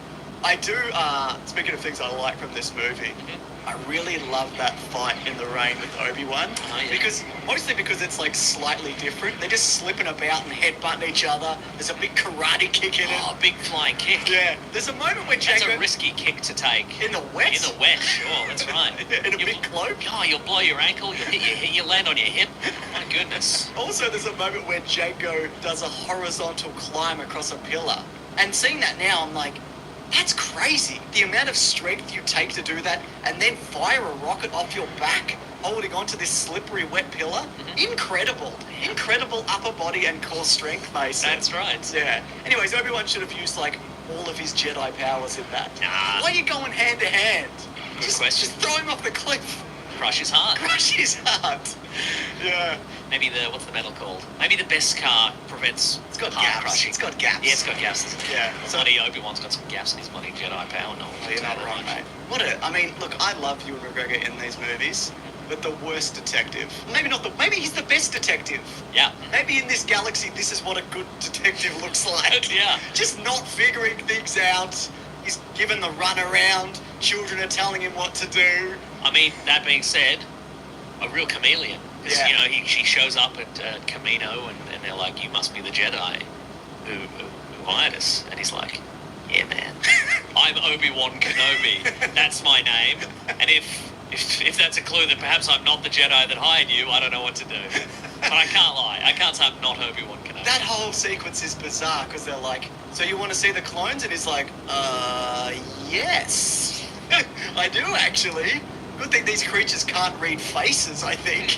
I don't know what's going on here. But he's just throwing out just wrong information. Is like, they're like, Cypher Dyas came here and did it. And he's like, Cypher Dyas is dead. And they're like, oh. And I'm like, don't say that. Just go, interesting. What else do you know? What are you doing? Yeah. What are you doing, mate? Spill the tea, please. Spill the Java tea. So when, this is a fun thing. You know how George Lucas loves to change things up? That is a fun thing. Yeah. So apparently in the original cinematic cut of this, Jango Fett doesn't try to ignite his backpack to escape, but then for the DVD he does. Oh. So there's a moment where he's like, I'm going to use my jetpack to get away from Mace Windu. He fires it up, it doesn't work, and he just gets... Oh, interesting. he just Okay. gets wiped out. Okay, all right. And here's something that people might be interested in. There's a great Star Wars channel called Bombastic, and he actually got someone to go back and to complete that whole sequence of Jango Fett being killed, because Mace Windu actually runs in and like carves him up before he beheads him. Oh. Like he takes off an arm, he like slashes him. It's like a horrible murder. It's not just a clean beheading. Okay. Like he really takes his time on it. When is this, though? What? Just before he beheads him. Oh, but that's not in the movie. No, it's not. But you can see it. It's here now. Thank you, Bombastic Clips. Oh, this is just a fun imagining of a man being dismembered. Exactly. Oh, I love it. Yeah. It's really weird Go on. that they paired Anakin and Padme together. And I think they might have just done it because they had to be together. Do you get that Sure. sense? I do. And also they're like, you'll be safe on Naboo. Oh, how are we going to get them there? I know, we'll get the head of the Naboo guard and we'll get a guy in Jedi robes to drop them both at the bus station. Nobody will see this, right? Incredible. And also, Anakin's got the Jedi haircut. You know what I mean? It's true. I would have sent one of the horse-faced Jedis, quite frankly. Yeah. And the thing with Anakin is, he's got very obvious mental health problems. I agree. Right? And the idea that if you're not feeling great in this universe as a Jedi, they send you to Yoda, I guess, and he goes, you seem a bit angry. You know, angry, we don't do that. Yeah. If you could just Are there no other systems in place here? just pipe down, just pack it down in your soul. It shouldn't come out again if you pack it down Yeah. tight enough. Why don't you go visit your mum? Well, that's the thing. So, what happened to Shmi Skywalker in this movie? How did we get here? I did some research, right? I love how Anakin shows up to Watto and he's like, "Where's my mother?" And he's like, "Oh, I sold her." And he's like, "You sold her? That's the he's already a slave owner." You What know him. Yeah. That's the best case scenario, Right? really, yeah. Yeah. So apparently, a few years before the Clone Wars, Owen Lars, or the Larses, took a trip to the spaceport settlement of Mos Espa, where they met Shmi Skywalker, who was owned by Watto. There's no other information, or they didn't used to be. It was just Lars fell in love with Shmi and bought her from Watto, thus freeing her from slavery. The two married and lived together as husband and wife. Okay. If you look at that scenario just on the surface, That's terrible. Falling in love and being like, we're in love, and now I'm going to Purchase you. purchase you. But that It's was like those stories your grandparents are like, yeah, and I asked her out every day for 5 years, and eventually she said yes, and then the week after we were married. Sounds like a hostage situation. That's actually terrible. That was actually recently retconned, not your grandparents, that was real. That Aunt Beru, famous Star Wars character who does nothing, created a plot to free her from Watto in a rigged gambling game. Oh. She went, we're gonna fucking Qui-Gon Jinn this shit. This guy Sure. is a moron. We can pull this off. And also apparently Padme sent her best handmaiden to free the slaves a few years after the Phantom Menace. 4 years, by the way, that's a long time. Sure and is. she'd already been freed by that point. So nobody really had any idea where this woman was outside of the few people on Tatooine who knew her. Even Watto's like, I don't know, sold her, I guess. Uh-huh. Guess what the Jedi did in that time? Nothing? That's correct, Mason. Oh. Absolutely nothing. If Book of Boba Fett has taught us anything, what she should have done was gone out to the desert with the Tusken Raiders and fought a big sand Goro. That's and right. won their respect Yes. by fighting the big sand Goro. That's right, they're full of honor. And then Anakin could have done the big Force healing on her, which is a Star Wars thing, and then she would have been fine. But no, she dies. I do love that twin sun shot where he's on the speeder and he goes across Tatooine. That's great. Is it the best speeder shot in this movie, or is the best speeder shot in this movie a very puzzled Christopher Lee who's been conked in quite badly, and he's just like, ooh, ooh. Where am I? Yeah. What am I looking at? Doesn't matter. Look anywhere. It's fine. We'll put it all in. Yeah, we'll fix your eye line. We'll give you crossed eyes. You could be looking at anything. Speaking of Christopher Lee, though, apparently, I think this is still canon. He paid the Tusken Raiders to Count Dooku did, not Christopher yeah, Lee. that's right, to kidnap Shmi Skywalker to set off Anakin Skywalker. Right. And that was then going to be revealed in that Revenge of the Sith battle, and that's what kind of leads Anakin to kill him. Ah. So I think that would have been like an interesting wrinkle to all of that, but no, they didn't do any of that, I guess. Anyways, what a love story. And what I'm talking about Obi-Wan and Anakin. Yeah, sure. They bicker and belittle each other, and then like at the next scene he's like, oh, don't say that, you're like a father to me or whatever. What an odd pairing. But I respect that neither of them want that scenario. Okay, like it's sure. not ideal for either of them. Obi-Wan wasn't supposed to have like an apprentice straight away. That's true. Anakin was supposed to be with Qui-Gon. They're just making the best of a bad situation. They don't like each other. Great. And that's okay. And look, I also understand he's odd, right? Which one? Anakin more so, Uh-huh. because he's a monk. So he meets a woman who he's been thinking about for the previous, 10 years, and he's like, you've grown too, more beautiful, I mean. Don't do that. Right? There's a moment where she's like, don't look at me like that, it makes me feel uncomfortable.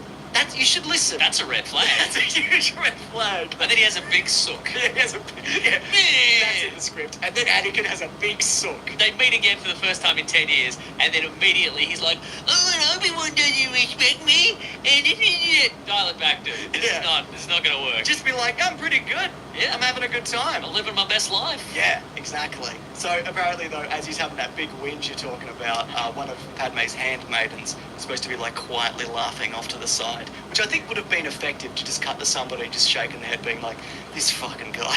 It's like, what are you doing? And then the scene, and this has been talked to death. This is not new ground, but just that tantrum of like, I'm gonna stop people from dying.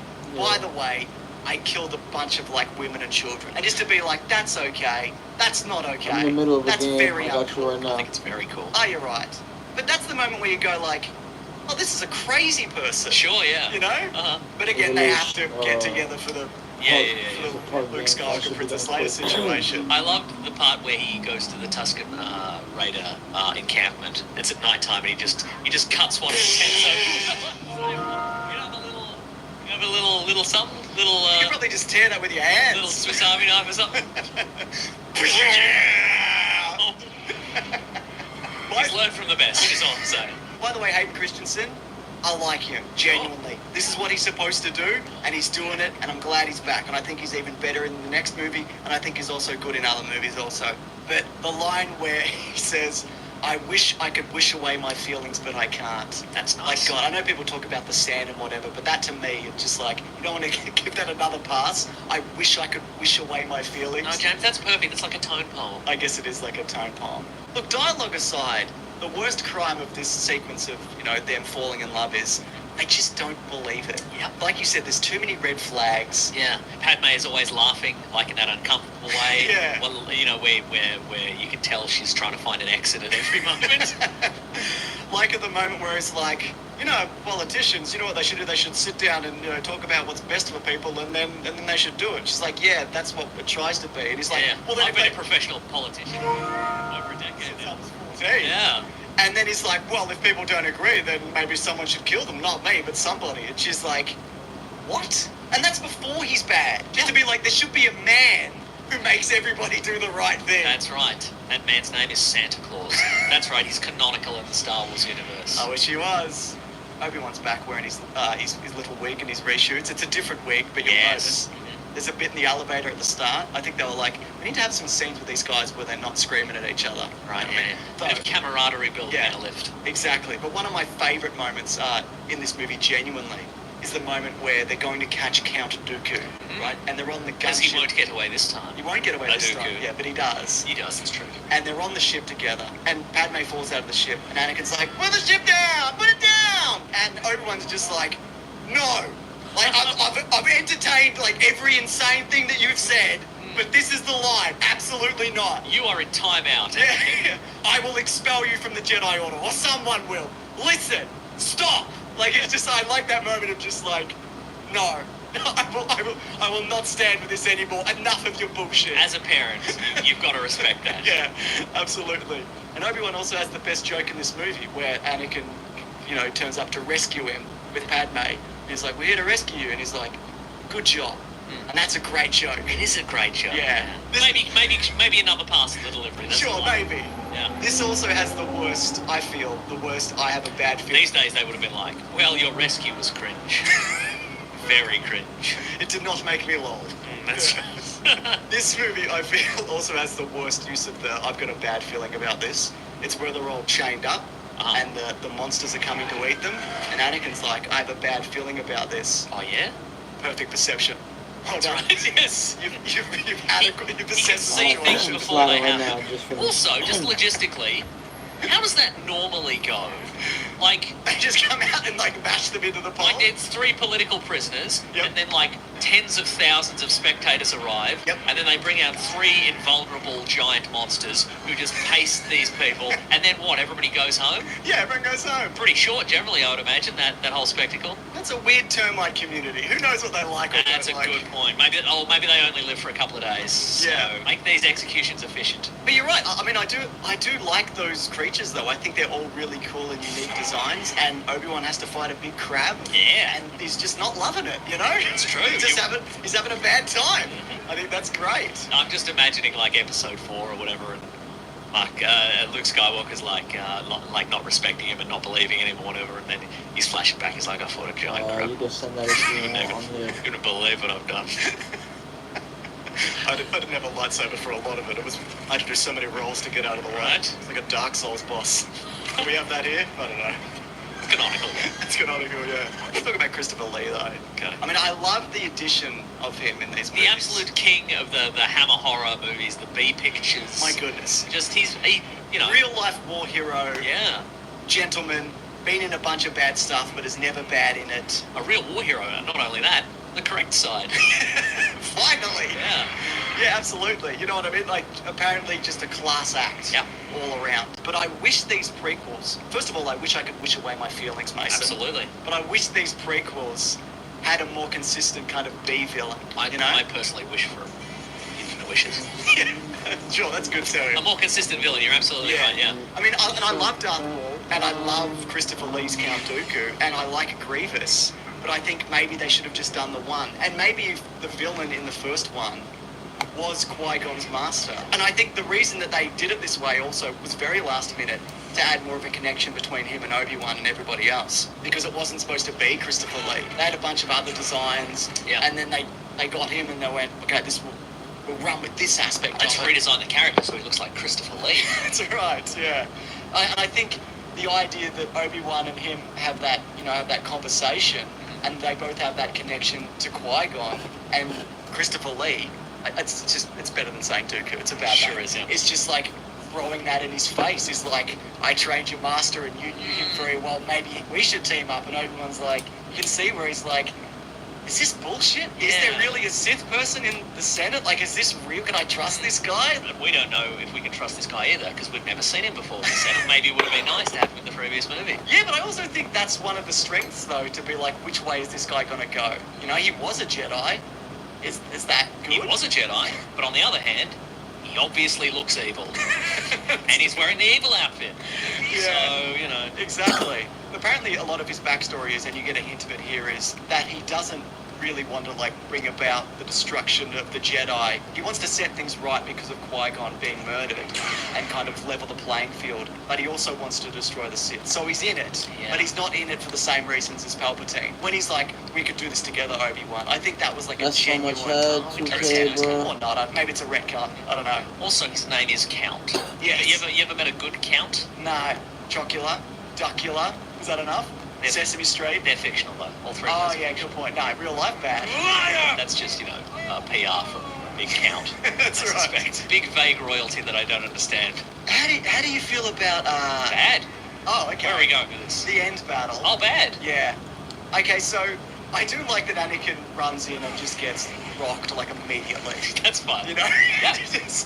And he comes back in for another little fight and he's got two lightsabers, but clearly neither of them are a match for Christopher Lee's stunt double with Christopher Lee's face pasted over the top. That's exactly right. That's a good effect. Then, of course, we get Yoda. How do you feel about... One of the worst things I've ever seen.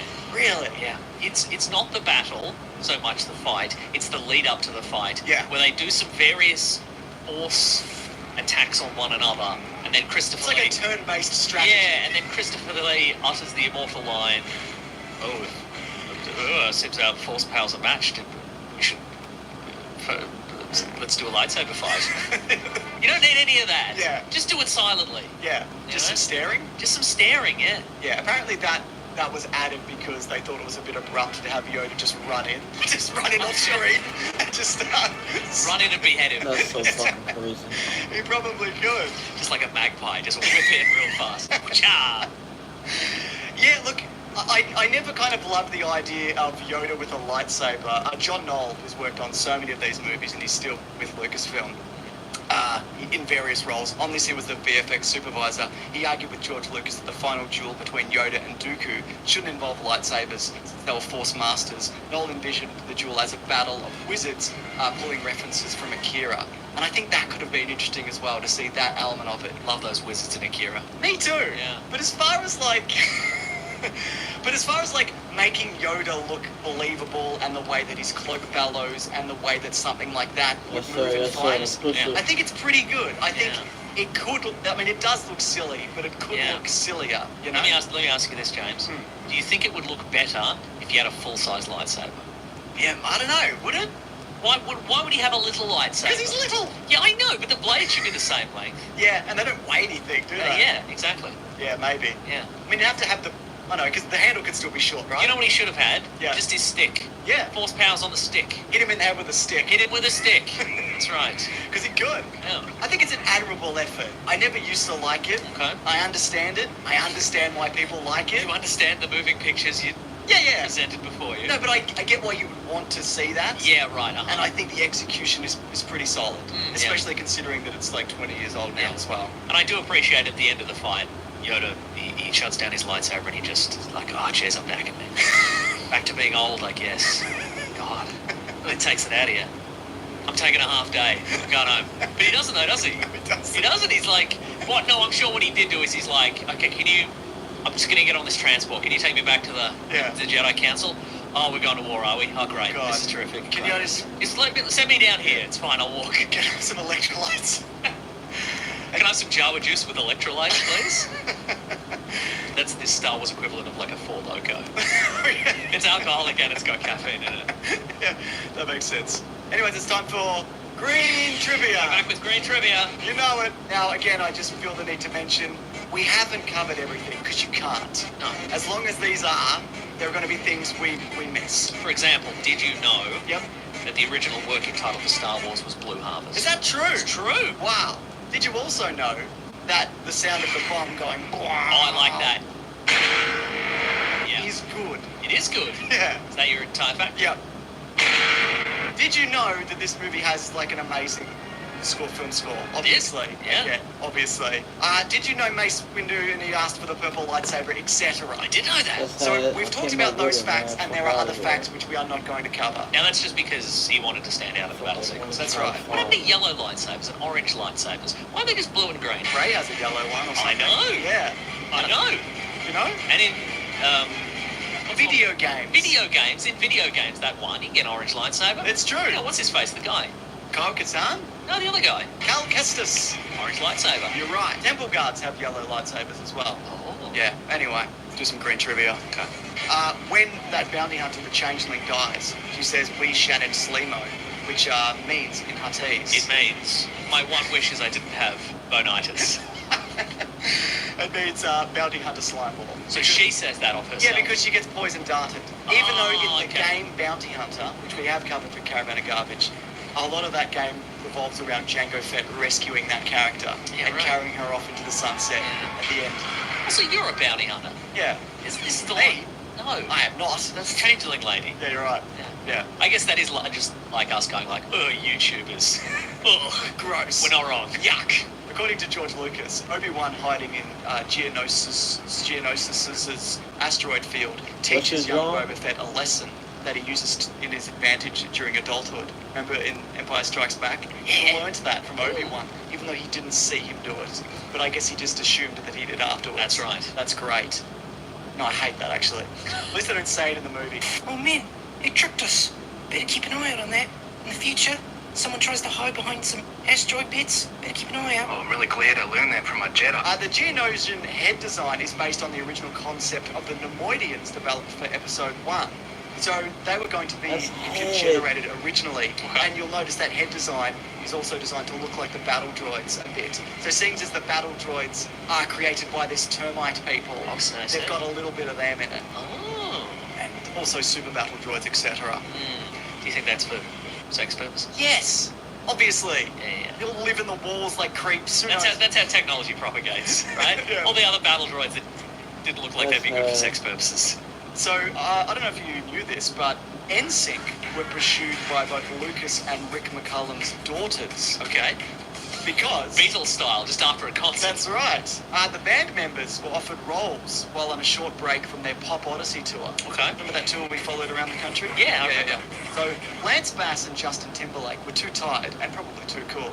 But the rest of the band rushed to Industrial Light and Magic to film their parts as Jedi Knights. So for the arena sequence, they shot them all separately, and the idea was to kind of put them in the background and have NSYNC jumping about. Like Joey Fatone. Yes.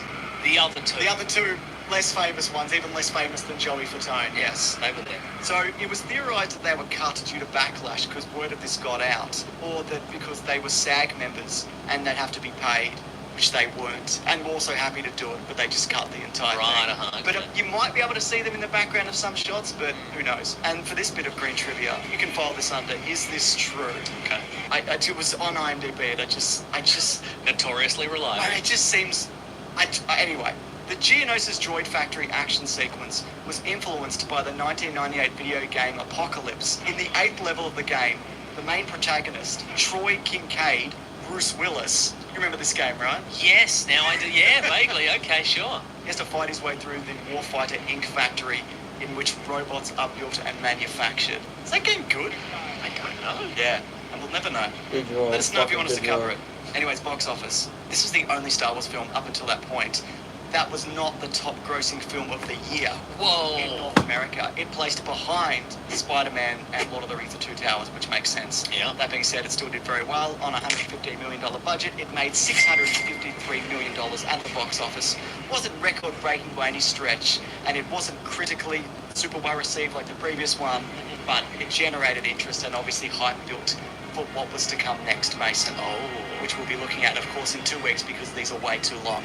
Very long. And we're sorry, Ben. Oh my god, it's so long already. You still have more words to say, probably. I know. Well, I'm pretty much done. You got anything else to say? Let me check my notes. Yay! I just have one note here that says, nice big smock, Anakin. It does have a big smoke, Big doesn't smock. it? Hello there. Welcome back, everybody, to another episode of Caravan of Garbage, where, yes, we are finally wrapping up the Star Wars prequel trilogy. We've gone through games. We've gone through movies. Leave a like. Sure, there it is. Thank you. We've gone through games and movies and the laborious process of begging people to leave us a like. We'll do it. Big finish. Huge finish, because of course today we are talking about Star Wars Episode 3, Revenge of the Sith. A movie that most people consider to be the best of the prequels. I certainly agree with that sentiment, yes. Yeah, I think it's in some ways it's better, but in some ways it kind of rushes a lot of stuff that we would have maybe liked to have seen over a few more movies. Now, you're saying, of course, because, you know, the original trilogy suggested, you know, a certain amount of history between perhaps Obi-Wan and Darth Vader. Yeah. And by the third movie, they were like, we haven't gotten to most of that yet, and we cannot leave that to the viewer's imagination. It simply will not do. You got to see every So we're single gonna thing. smash it all in there, you know? Yeah. You were waiting this whole time to be like, what's the mystery behind the clones and the Cypher Dyas fellow? You were asking me all week. You're like, I still don't know who Cypher Dyas is. gotta watch the Clone Wars. That's how that Oh, is works. that where it is? Yeah, Okay, yeah. right. Was that a satisfying reveal for people who watch the Clone Wars? Let us know. I haven't watched it. People below, tell us. What Probably. did he look like? Some dude? I'm guessing like a real pale dude. Probably, Pale yeah. dude, big collar. What do you reckon? Bit of red? Bit of red. Bit of red, yeah. I think you're thinking of a guy in this movie, Bruce Spence. Pale dude, big collar. I am thinking Bruce Spence. I am thinking Bruce Spence, but as the helicopter guy in that Mad Max movie. Yeah. Anyways, war. Oh, this is the opening crawl. My yeah. favourite part of the opening crawl, there are heroes on both sides. Yeah. What are you talking about? Name one. Maybe they mean like hero in like the Greek mythology sense. Like a hero is like the child of a god. So maybe they just mean like there are powerful beings on both sides, I guess. Maybe that's what they mean. Well, there's Maybe they mean Grievous. They might be Grievous. Well, there's hints towards. General Grievous, the greatest hero of them all, you know? Yeah, absolutely. But there's hints towards, and you get it from the Trade Federation, and Natalie Portman like says it to Anakin at one point of like, can we just wind this down? Like, nobody really wants to do this war anymore. But beyond that, War anymore? yeah, beyond that, it's like, yeah, who is it? Who are you talking to? And I think that the Clone Wars fleshes out more of the grey area of this conflict. Maybe the revelation here is that the opening crawl writers are like both sides journalists. You know, there's a guy in his office, he's like, Palpatine's doing evil stuff, and these editors like, you can't say that. You gotta balance that out. So Yeah. you can say they're heroes. On both sides, please. Yeah. If you could. That being said, I love the opening to this. I think it's some of the best stuff in the prequels. I've written here, sure is a lot of Star War going on. I agree. I think this is the Star War they were talking about. This is a big opening action. I think The it's one all along. Yeah. Yeah, that they've been hinting at. Just seeing those two Jedi starfighters flying in unison, just two mates. Yeah. It's good to see two mates just being like, we're mates, and you believe a lot of it in this until they start screaming at each other. Oh yeah, the fire and the lip chopping. Yeah. But that's hours away. Yeah, exactly. But it does feel like for a lot of these movies, and there are exceptions like Dexter Jetster, where nobody's really friends with anybody. They just happen to be in the same place at the same time, and they're just like, I think this, well, I think this, and then they Yes, it's just people just talking in a at big one another. void. It's people waiting for the other person to stop talking so they can talk. But yeah, you're right, and it is a shame in a lot of ways that it feels like not only did they get the character dynamic right, like I feel like the actors really kind of became in sync and became Yeah. like, oh, this is a pairing or like a group of people that I really want to see maybe in more movies. But of course, everything works in threes, and they couldn't go. Let's cap it off here, and they save the day, and then we'll do another trilogy, down the line. Yeah. We've got to chop those limbs. Absolutely. So the reason, though, that some of the dialogue appears better in this film is because Francis Ford Coppola, who's a longtime friend of George Lucas, suggested Christopher Neal to be a dialogue coach on this movie. And you might be like, who's this Christopher Neal? That's his nephew. That's because that's how things work. Okay, no, that is absolutely how it works. Yeah. But I think he did make some big improvements to this. But then there's moments like that I also kind of enjoy, like new droids, like a buzz droid. You know what I mean? I would just use a bomb if you can get a missile to explode near a ship. Sure, yes. Just make it a big bomb, or make the little droids big bombs. Uh-huh. But then you get a fun little action sequence. I would simply manufacture bombs into the ships and sell them to the Jedi. And then when they come in for the big time assault, I'm like, joke's on you, bang. I actually have a theory about that I want to talk about Okay. in a bit. Well, something similar at All right. least. So, Dooku's back. Yes. Christopher Lee did 2 days, and then a stunt guy did most of the fight. I think that fight's great, though. I think the idea of them coming back together again, and you know, you can see that Anakin Skywalker's like holding back, and then as soon as Obi-Wan's passed out, he's just like, I think I'm gonna open up a bit. Yeah, time to do a bit of evil, I reckon. You know? Now Granddad's asleep, I reckon I'll do a bit of evil. And I know, like, he's goaded into kind of chopping off his head, but he wasn't goaded into chopping off his hands. Like, That's he true. did that on his own. Well, that's a bit of accord. fun bit of payback. Yeah, but you see, like, around Obi-Wan, he's more measured, like when they get caught in the ray shields, and he's like, I think we should wait. Whereas And if Obi-Wan were gone, he'd be like, I reckon we Wow. should chop off these Ray Shields' hands. that's it. Hey, Ray Shields, come here, buddy. Chopping your hand off, mate. But that whole sequence, like, even the bit where they land in the hangar bay, and Obi-Wan does a huge flip out of his ship before it's even stopped, just great stuff. And there's the moment where they're fighting the bodyguard droids with the big, you know, sparkly sticks Oh, or yeah, whatever. yeah. And Obi-Wan, like, beheads one, then he's like, okay, and he turns his back, and he's like, oh shit, this fight's still going. I'm still in a fight right now. I love little inclusions like that, you know? But speaking of droids, well, he's not really a droid. He's a cyborg man, creature, alien boy. Grievous. Oh, yes. Now, it's said that, like, Grievous can kill a bunch of Jedi because he's too intimidating. He's a whirlwind of, like, intimidation and fury, and where is he? You know what I mean? He's got so many arms and lightsabers. He's under that big cloak. That's where he is. Yeah, most of him's under that cloak. What's left of him is under the cloak. But again, and we saw this in the Clone Wars animated series, the first one, because Mace Windu does this. Just crush him. Right? I don't understand. Like, I genuinely do not get the threat. I don't get it. Now, the assertion is, from people opposed to your view, which is merely a certain point of view, James. That he has some of Cypher Deus's blood in him? No, I was going to say that just crushing him, like crushing his brain or crushing his heart or whatever, would be evil. Yeah. And you shouldn't do that. But again, Jedi are chopping people's heads off all the time. Also, everyone shoots him with a gun. Shoots him with a So regular that's gun. fine, is it? Yeah. But I mean, at the very least, maybe like have the helmet closed over his eyes or whatever. Exactly. He'd be like, and then chop his limbs off. I got a question for you. Go on. Have you ever seen a man riding a big iguana chasing a robot in a big wheel? This week? No. Think have you? Oh, maybe in the movie. In the movie Star Wars Episode 3, Revenge of the Sith.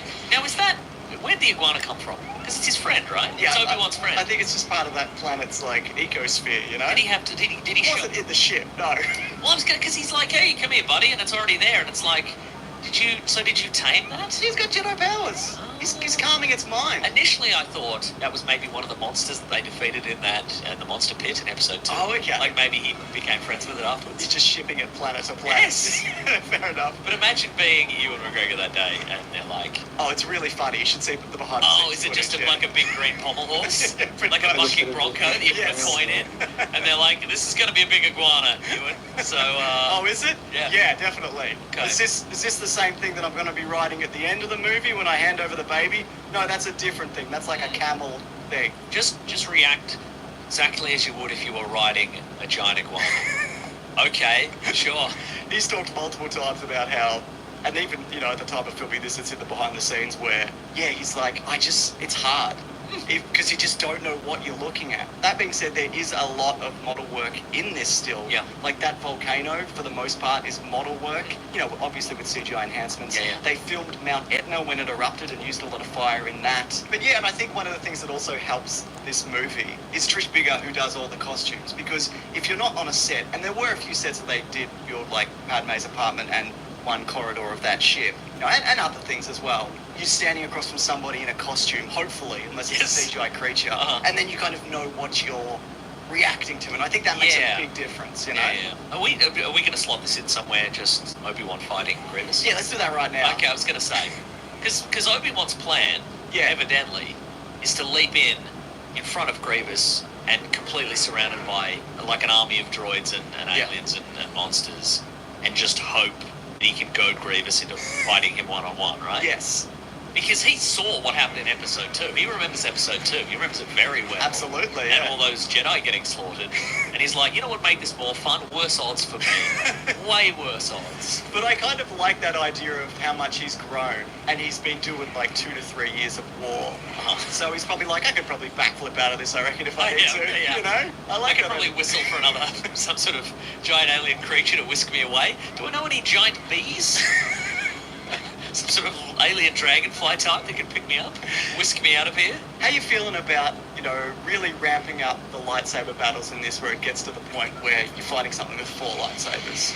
Do you think it's too much? Do you think it's just the right amount of lightsabers? I think there should be more lightsabers. lightsabers. Yeah, more lightsabers, yeah. I think there's memes of that where like... Oh, definitely, yeah. You know, I think that fight gets more interesting, first of all, with the iguana chase sequence. Sure. But even better than that, when they go hand to hand. Like, that's when it's fun for me. Not when it's just a spinning whirlwind of lightsabers. It's like, yeah, cool, I guess. But you know, when he kicks Grievous and he's like, oh God, he's made of metal. I kicked one of the metal bits. No, that's the stuff that I like. Also, I should have kicked his soft alien genitals. Wherever they are. Joke's on you, Obi-Wan, they are in my foot. But I've coated it in metal. As you would, yeah. Also, all Jedi, they should just have a gun, right? Yeah. I mean, they're pretty good with a lightsaber, but imagine if you had a lightsaber and a gun. Lightsaber that turns into a gun. Well, we've seen that in Star Wars Rebels. Oh. You know what you love? You love seeing things that you've seen before. I know that. Yeah, when you come to absolutely. my house, you're like, I've seen this couch. I saw it last week. Yeah. But this time around, we get Chewbacca. I'm gonna jump on it again. What's This your time gamer around, tag we so I get, can know? Chewbacca, you know? Yeah. And that's fun. Now, originally Yeah. he was supposed to be paired with little boy I Han bet. Solo. All right. There's a few cut subplots in this, but this one would have had them helping locate General Grievous by finding part of a transmitter droid, which meant Obi-Wan could go find him on Utapau, right? Okay. But thank you so much for not doing that. Right. Like, you how don't need any little of would that. this little boy be? Like Jake Lloyd age, or maybe like Well, if- young teen or something? Well, if Luke and Leia are born in this movie, he'd be like 10-ish. Yeah, he'd be older than them, right? Yeah. Okay, sure. But you know, I think the idea of just like him and Chewbacca have been friends since he's a little boy, it's like that's nothing. You know Yeah, what I mean? Right? I mean, it's a little bit Calvin and Hobbes, and I like that. Sure. But and also, who do you get? Yeah. Frankie Muniz? Yeah. You get little Alden Ehrenreich. Oh yeah. Okay, sure. You think about him doing that movie in years to come, Right. and you get ahead of it. Yeah, nice. That's You know a great what I idea. mean? Yeah. I think the whole stuff with Yoda and the Wookiees, I'm not really interested in like that planet. It only serves to kind of have him be off planet for Order 66, I Yeah, guess, right. if we will get to. There's a deleted scene actually where he arrives on Dagobah, but they had to get rid of it because you don't need to see everything. Oh, like his final like resting place, Yeah. as it were. Okay. The door opens and he looks out and he goes, "Oh fuck, no! Oh god, this is what a horrible place." There's already a hut there. There's like one other hermit living there, and Yoda just shoots him, drags his body into a shallow grave, and he's like, "I live here now." It's my planet. Sits on his little seat like he's Boba Fett. Palpatine though. I like that people are beginning to notice that he's not great. Like, even if he's not a Oh, that he's Sith, yeah. which he obviously is and he always has been, where people are like, this isn't lining up. Why is this guy still in power? This war is going forever. He seems very aggressive, this man. I'm starting to think there aren't heroes on both sides. Exactly. Not everybody cottons on, for example, Anakin. Like, is he sort of... He's a dumb guy. Yeah, he's a dumb guy. We'll talk It's just a about that. himbo. It's not his fault. Yeah, but like the moment where, you know, Obi-Wan's pinned under that thing after he kills Dooku, and Palpatine's like, just leave him. And Anakin's not like, excuse me? Excuse me, Mr. Palpatine? But I enjoy that, like, Obi-Wan and the Jedi hate Palpatine, and Palpatine hates them. Sure, right. I like that kind of dynamic. He's trying to infiltrate Anakin into that group for his own nefarious purposes. Because I don't know if you know this, Mason. Go on. He's the bad guy. What? Yes! Anyways, Palpatine and Anakin, the weird... Palpatine. Thank Which you. is their couple. That's right. The weird, ominous squid opera. Wait, give me a moment. Okay. Anatine. Not as good. Right, the other one's better. Sounds like some sort of malted milk drink. It does, but off-brand. Yeah. Yeah. But one of people's favourite sequences in this movie, including the two actors that are in it, is the weird, ominous squid opera situation. Oh, yes. Where they sit down together, and he's like, I'm going to tell you a great Sith proverb that only I know. Nothing better than a squid opera scene in a sci-fi movie. Fifth Element? I'm well into Kidding it. me? You kidding me? That was originally So, actually just supposed to be in his two office. possessions. And I'm glad they we went. gotta score Maybe now. we We don't gotta film this score one in the now. office. You know what I mean? Yeah, you're right. We've had a bit of that going on. But like, there's even a moment where Anakin walks in on his office, and you just see that Palpatine's just looking at the Death Star plans. No, He's just no, noticed that, and no, he's just like, no. this. Oh yeah, this could work. Yeah, I'm into this. He's going through a sexy weapon of mass destruction calendar. He's just opening it up like a Playboy. He's like, Hello. not bad. July is a torture droid. What do you think about that? Darksaber. That's a legend situation though, Mason. Let me tell you that right now. Well, not the one from the Mandalorian. There's two Darksabers. Let's not do this. gotta at least Let's get not get one. into this. Also, I also don't look. As soon as I said it, I'm also like, let's not get into the. Why would he be leafing through a calendar ahead of time? It'd be a catalogue. If anything. It's too late to switch it around. All right. Exactly. I love that though that everybody's telling Anakin, including Obi-Wan, that like this is a bad guy. Like he's essentially grooming him.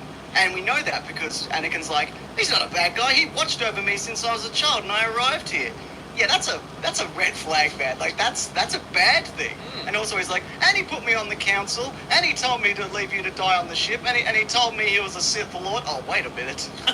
It takes him that long. How can I be on the council but not be a master? I don't know. Because your boss got you on Your there. boss got it's a nepotism hire, dude. Come on. Who's also maybe your dad. Have you heard about this theory? Oh, because the theory is, I guess, that he put his evil midichlorians in her. Yes. And it resulted in an evil Anakin baby. Yeah, something to that effect. But there was actually an earlier draft of this script where he says, I arranged for your conception. You might almost think of me as your father. And Anakin's like, no, that's not true. It's impossible. You know, it's the same. It's the same thing. Same thing It's like or a whatever. tone poem. Yeah, exactly. But here's the thing. It's my favourite thing George Lucas ever said. I agree. Like it makes sense. I don't know how 2K be coming in with these fucking. So it's also been Play implied the more game. recently Just because a nigga in got one of the more Darth Vader points comics that don't mean this shit. Look is at- what happened. But That's Matt like- Martin, that's who's a that- member of the story group, has come Not out and watching said, games, no, this is just like a going certain off the perspective stats. and it's all part of a manipulation. And also George Lucas took it out.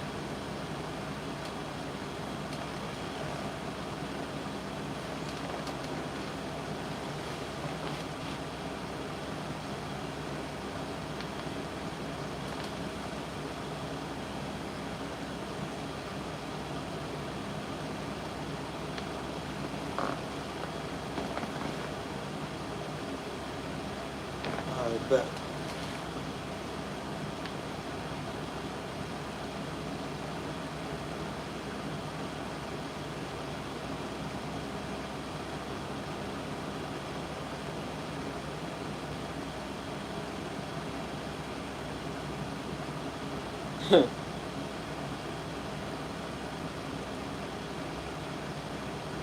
I bet we'll be running. Shit.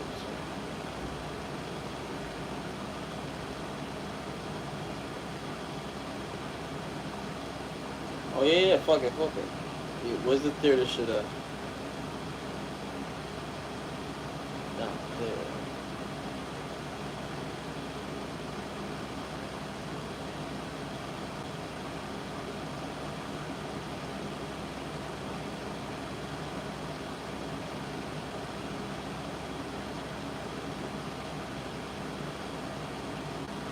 Oh, I see a theater. We still in the same map?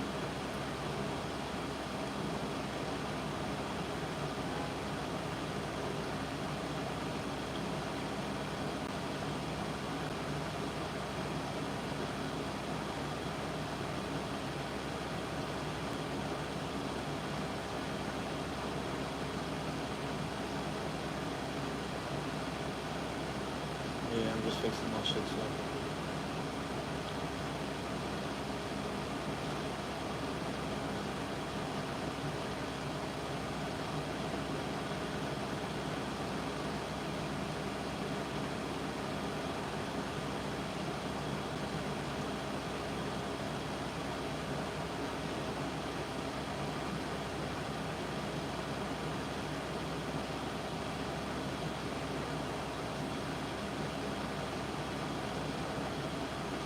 In the same job.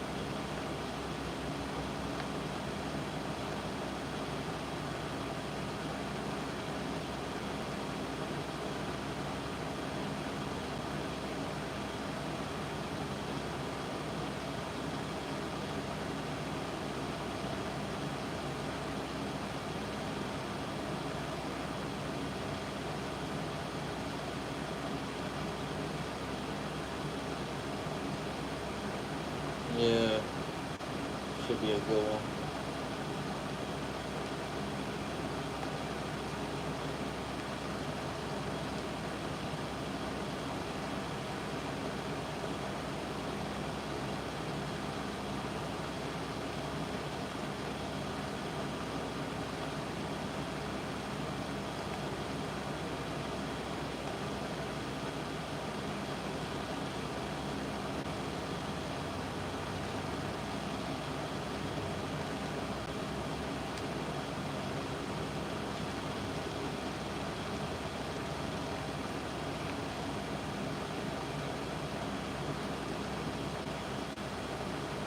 You go.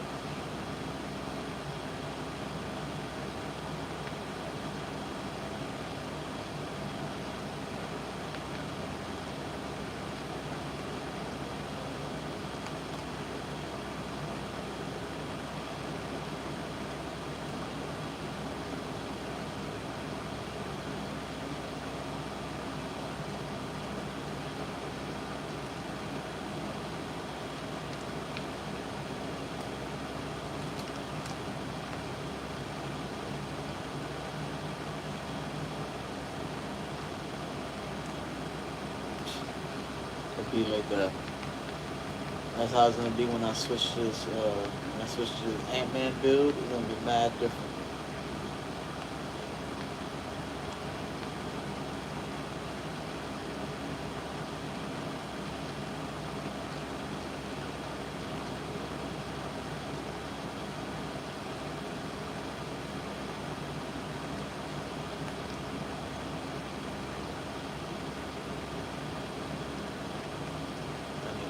You know what you want.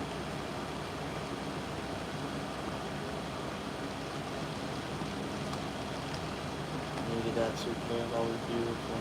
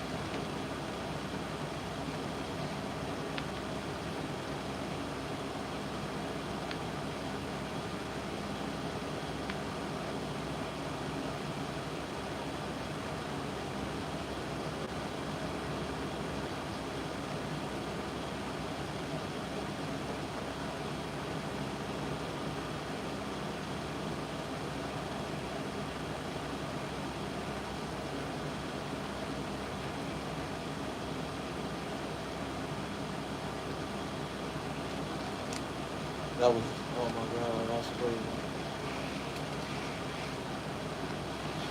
It's fucking cheesy.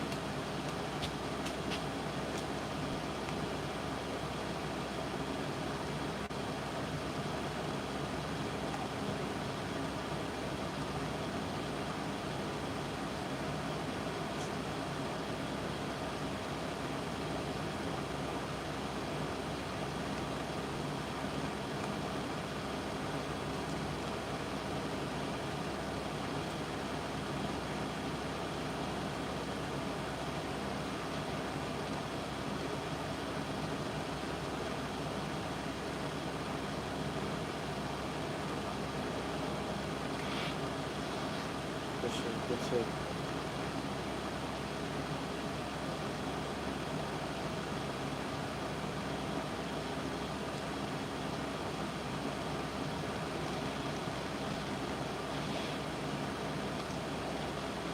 Good take.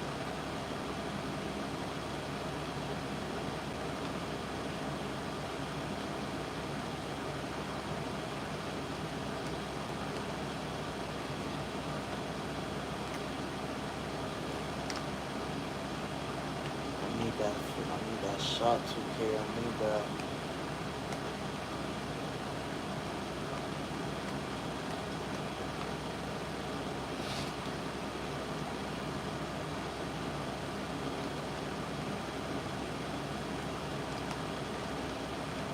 Oh,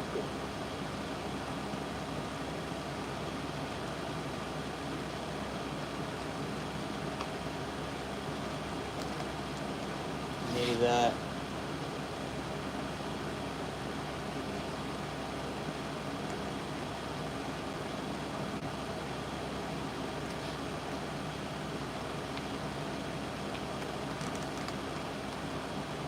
Needed that. Needed that.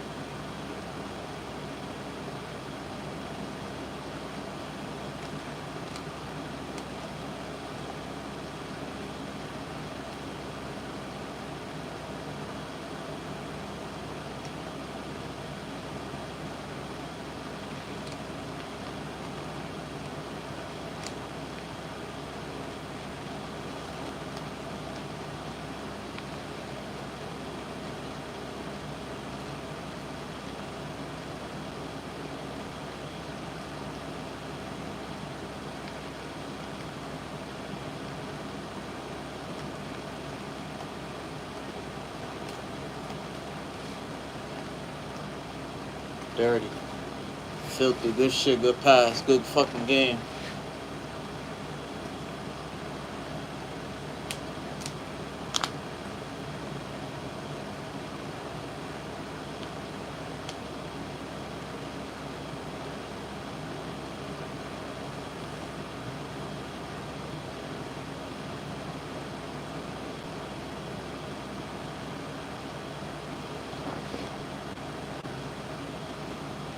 Some of them.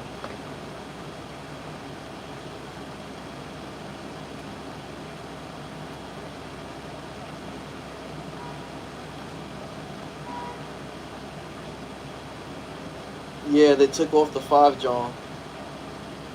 Yeah. Yeah.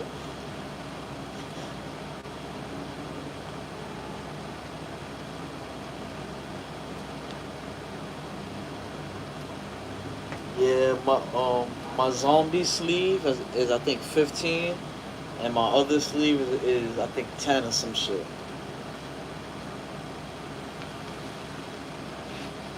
Yeah, that should be coming in clutch, nigga. Especially if you have a good game, nigga. Even if you have a bad game, that shit still come out good.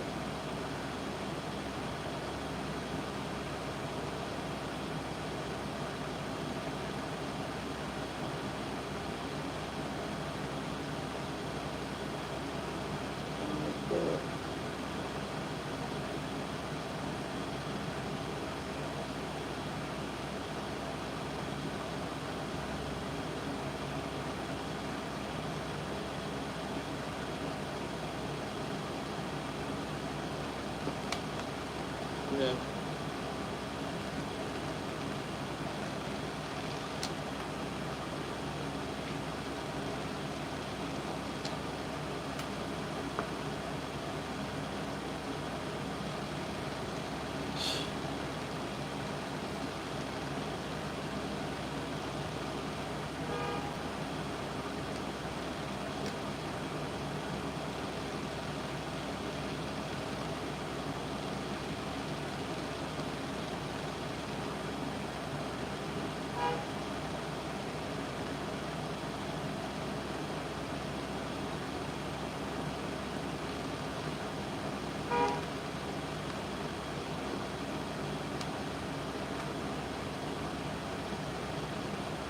That was a bad shot.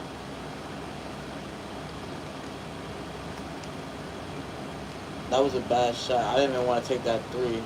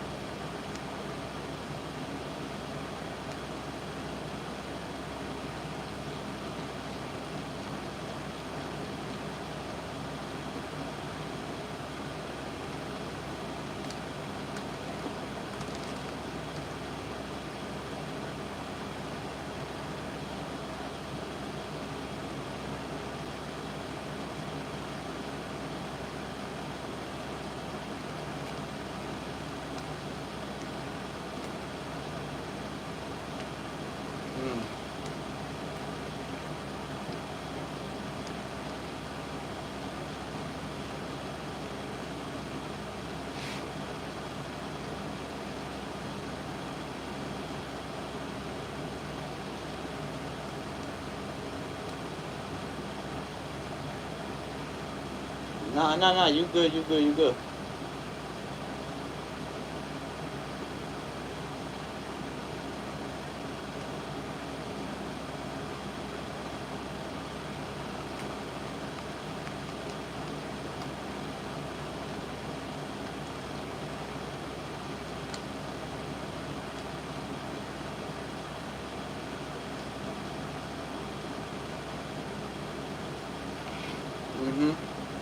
No funny shit. I fake seen it in the air, right?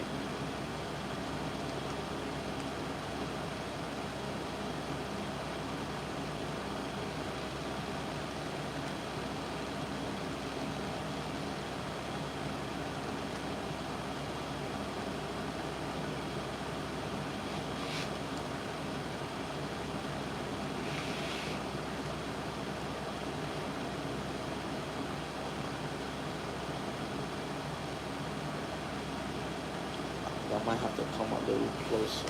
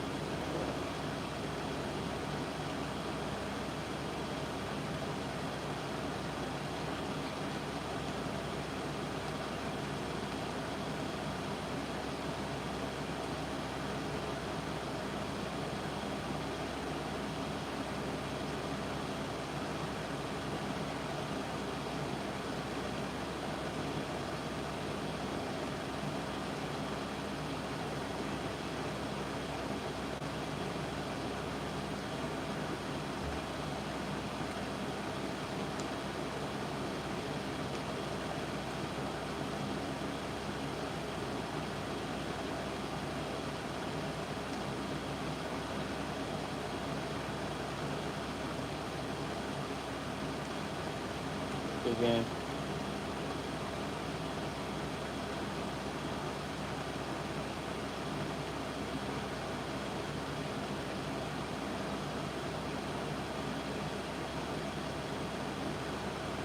Niggas had the same lineup, damn near.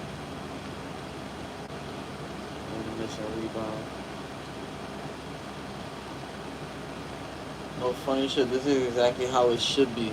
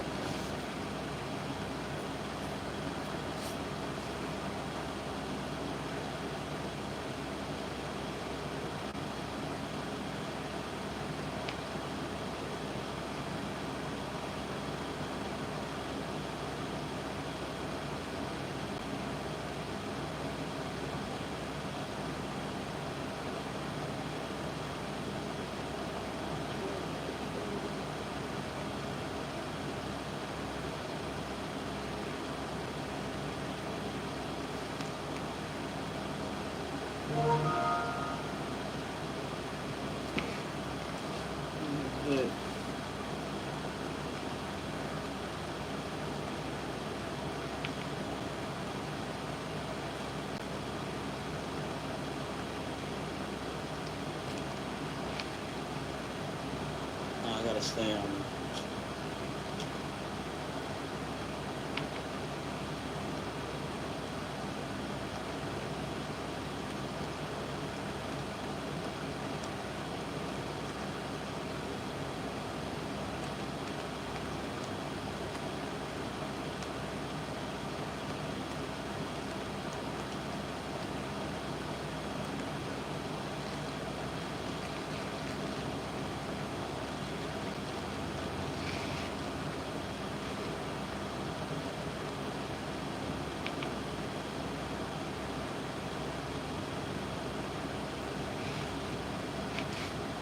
That's gonna steal. Fuck out of here.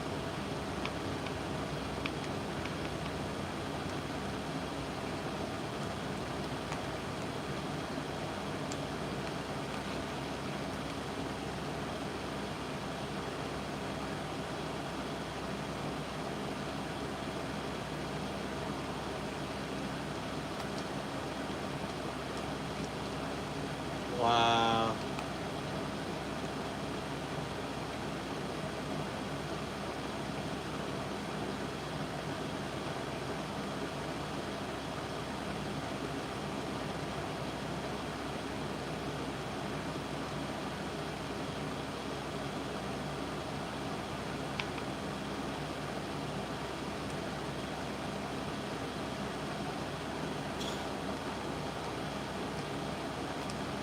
Wow, nigga put me with a fucking animation. That shit just stood there.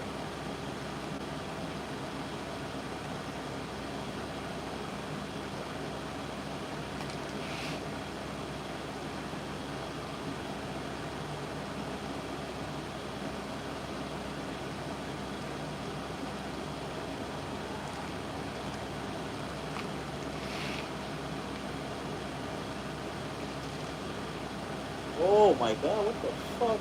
That's bad. Yeah, you good, you good, you good.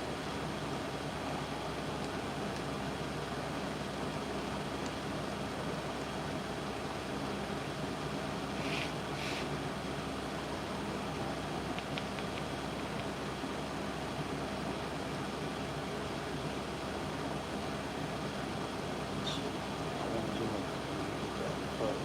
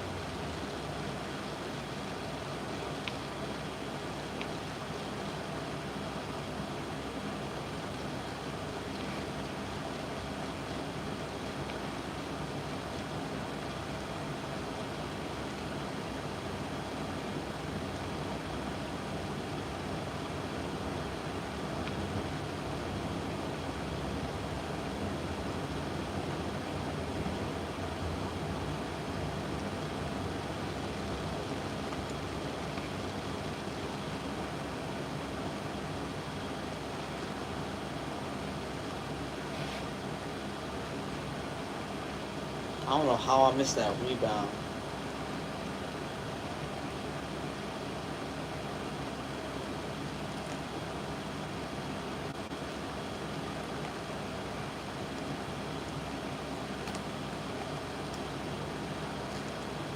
Oh.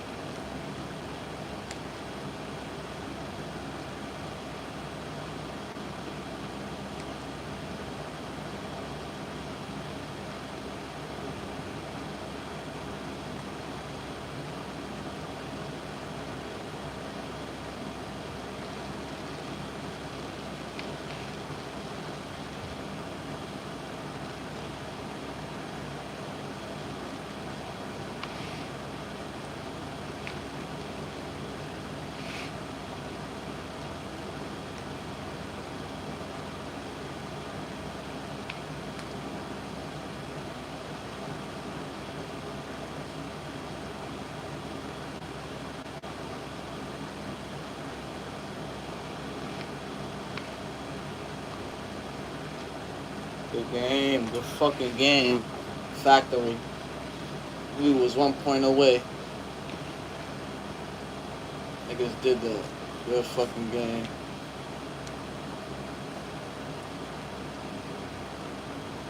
Niggas put their heart and soul into this shit. Oh shit.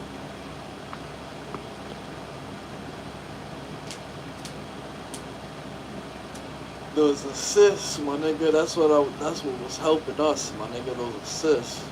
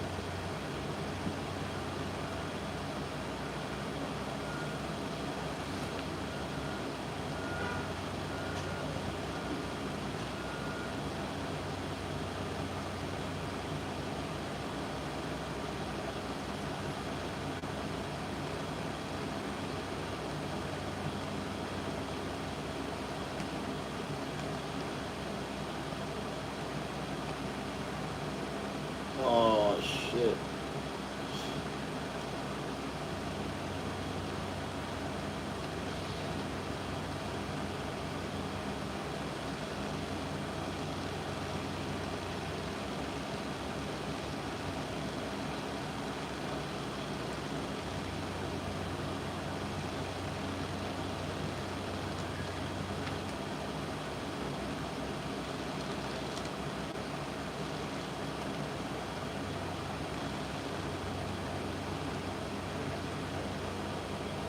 Yeah, we're gonna have to, yeah. You and me both, man.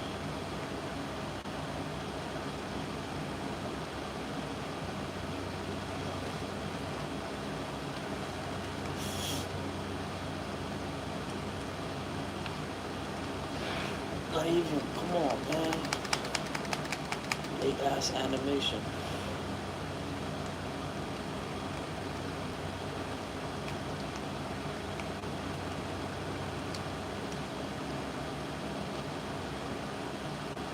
I'm gonna post up and then swing to my side so I can pass back. Oh, fuck it.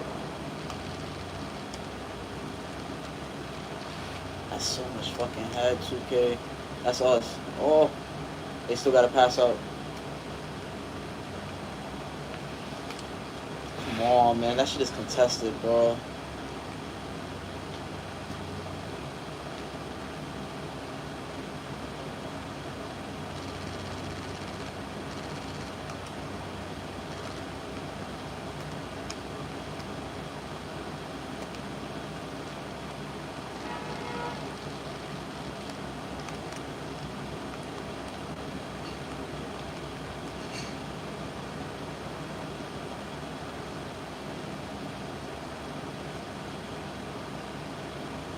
Yeah, facts.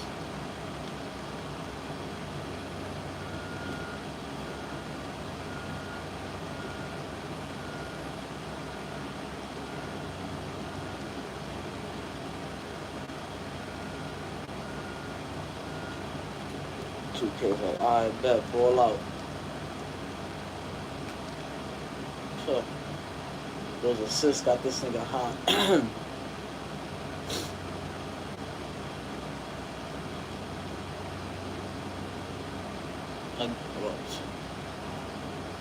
Against both of us is crazy. GG's, GG's. At least a nigga scored on them. We both scored on them. Fuck them. They wasn't that good.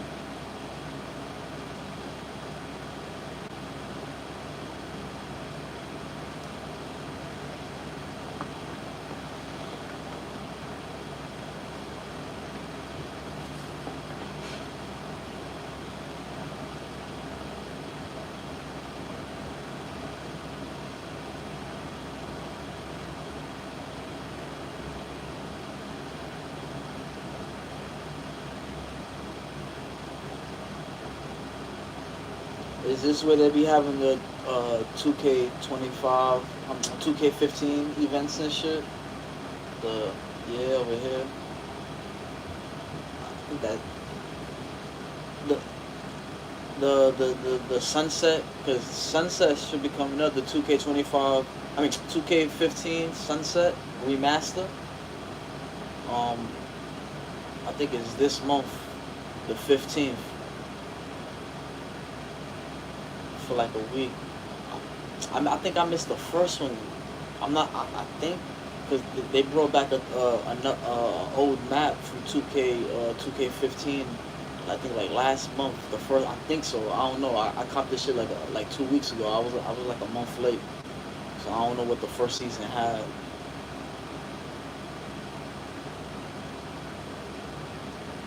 I bet so. They should be cool. They should be going crazy soon.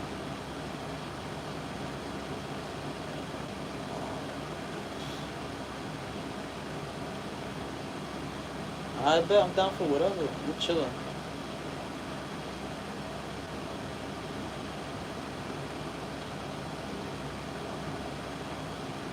Yeah, no funny shit, I'm about to do the same. Let me throw this VC on this character. Let me back up.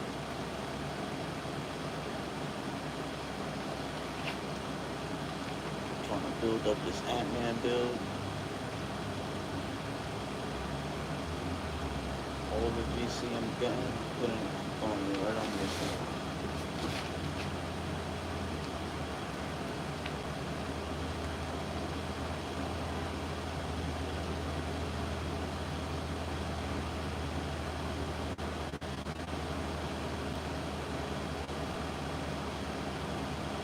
I feel like bringing this nigga out, but he's so whack. Maybe like a 65, 64.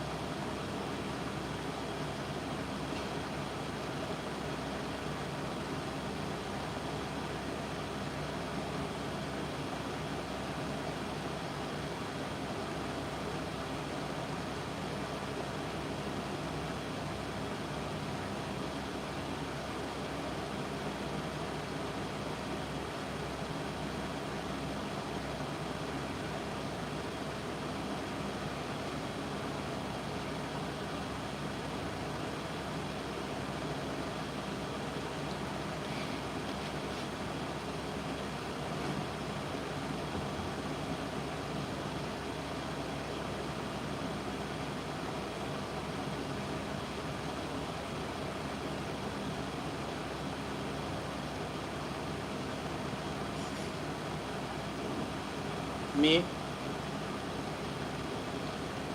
I was thinking about it, but I'm chilling. I still wanna play. I'm chilling.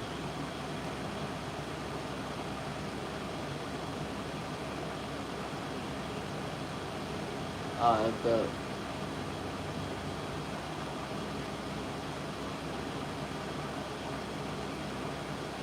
Yeah. Let me just.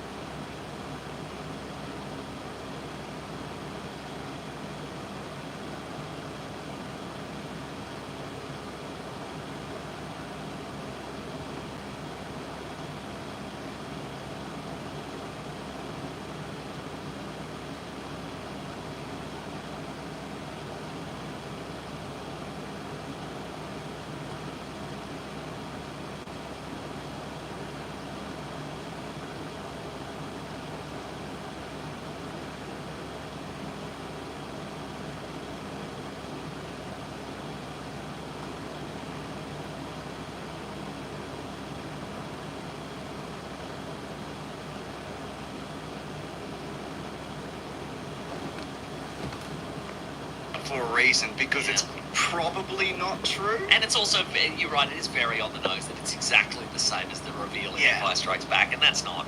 That's, you know.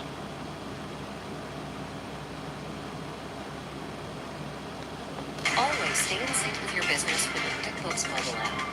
Seamlessly track your spending and easily send invoices on the go. With a few taps, you can add new customers, products, and services. Business and personal expenses are auto-categorized. Simply swipe to adjust them as needed. Track mileage wherever business takes you and manage your cash flow with confidence. Download the app today.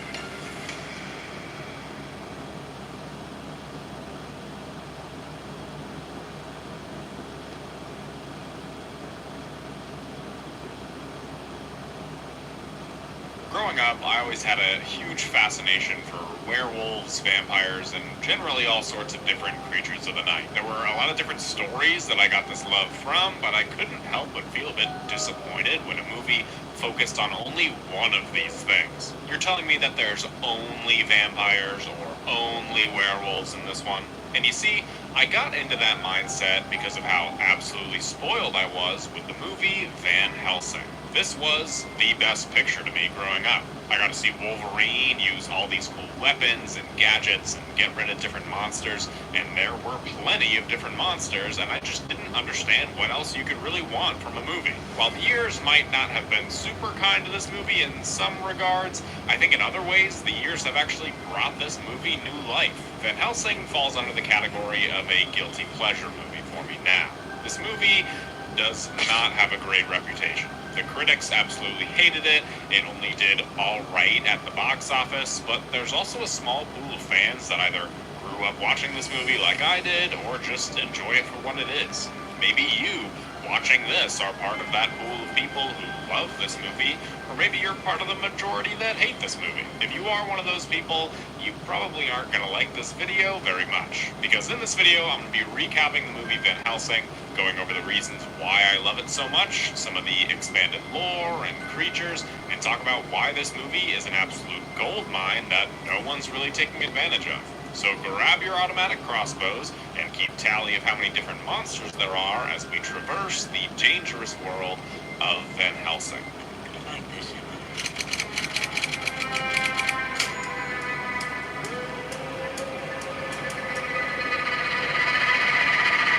Van Helsing is a story about, well, Van Helsing.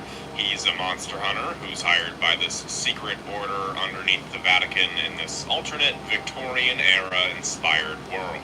After taking down Dr. Hyde of the Dr. Jekyll and Mr. Hyde story, Van Helsing gets assigned a new target, Dracula. In the opening of the film, Dracula met with Dr. Frankenstein about needing his monster for an evil master plan that he has, but the townspeople run Frankenstein's monster out of town, and whatever Dracula's plan is was now foiled. The Order tells Van Helsing about a family that is also trying to get rid of Dracula. In fact, several different generations of this family have, but now it's down to just Vulcan and Serana. Anna. So Van Helsing gears up with the help of his own Lucius Fox named Carl and heads to Transylvania. Meanwhile, Vulcan and Anna are hunting down a werewolf, and Vulcan shoots it with a silver bullet, but he ends up toppling over the cliff. The people of Transylvania are not too welcoming to Van Helsing, and Anna must be the town mayor or something because she orders them to kill them. But some vampires attack who don't seem to be wearing clothes that are too weather appropriate, and Van Helsing proves his worth by being the first person to kill a vampire in over 100 years. Dracula is pissed that one of his vampire wives died. Anna and Van Helsing realize that they're on the same side. Vulcan returns to the castle, but is now a werewolf, so Van Helsing has to hunt him down. But Anna convinces him to just capture him, and Van Helsing agrees because it's Kate Beckinsale asking him. We then learn that Vulcan is unwillingly working for Dracula, who's still trying to figure out his evil master plan, and that involves using a werewolf. So Van Helsing and Anna track him down to Castle Frankenstein, finding a bunch of these little gross vampire babies, so of course they wake up and attack the townspeople. Van Helsing takes out as many of them as he can, while Anna goes to find her brother, and Dracula meets with Van Helsing. Dracula seems to know Van Helsing and have this sort of history with him, but Logan can't remember any of that. Vulcan turns into a werewolf and can't leave. Van Helsing and Anna escape, and the vampire babies start popping like balloons, but luckily Carl gets something out of the whole ordeal. Van Helsing and Anna share a semi-romantic moment where the old windmill was burned down, and just as we're getting somewhere, the ground beneath them collapses and they end up in a cave. A cave where Frankenstein's monster lives because he somehow survived. Van Helsing can't kill him because he's not evil and it goes against the rules of the Order, even though he's the key to giving all of Dracula's children eternal life. Vulcan the werewolf also learns that the monster is alive, and Carl finds some sort of werewolf versus vampire prophecy. They enact a plan to get Frankenstein's monster away from Transylvania, but the vampires and the werewolf follow them. Luckily, they were smart enough to use a fake carriage armed with a stake grenade, so that takes care of another vampire, and the silver bullets are enough to take care of Vulcan. But ultimately, their plan to extract Frankenstein fails. Anna gets mad at Van Helsing for killing her brother, but he's pretty pissed too because he got bit. But she's captured by a vampire and brought to Budapest, so the others follow, and Van Helsing suggests a trade. Anna for Frankenstein's monster. So they hide Frankenstein's monster and head to the big royal ball to get Anna back, who's being mind-controlled to dance with Dracula. Van Helsing rescues Anna, Frankenstein's monster is captured anyways, and the ball is filled with vampires, so Carl uses one of his gadgets to get rid of them, and they jump into the river to go after Frankenstein's monster, but it's too late. The three of them head back to Anna's castle in Transylvania, putting together all the clues so far, and they find a gateway to Dracula's castle. When they get inside, Frankenstein's monster tells them of a cure for being a werewolf, and Carl realizes that the only thing that can kill Dracula is a werewolf. So they part ways, Van Helsing and Anna finally sharing a nice steamy kiss, Van Helsing going to get Frankenstein's monster, while Anna and Carl go for the cure. Van Helsing ends up facing off against Dracula, Anna fights the third and final vampire, and Carl and Frankenstein fight Eagle. Van Helsing turns into a werewolf to kill Dracula, and Anna arrives with the cure, stabbing him with it, but it seems, In your anger, you killed her. So Carl and Van Helsing hold a funeral for her, and Van Helsing has some sort of vision in the sky of her and her family reuniting in heaven. Frankenstein's monster rows away, and Carl and Van Helsing ride off into the sunset. Want a new career but don't have experience? Prior to the Google UX design certificate, I didn't have any experience in UX design at all. I didn't know what SQL was, or Python, or R, or Tableau. The thing I really liked about this certificate was that it really guided you step by step. And I got all those tools that I needed to get a job pretty quickly. It gave me the skills to get a job I love. How do you say no to that? Train online for in-demand jobs in one of 6 fields with Google Career Certificates. Enroll today.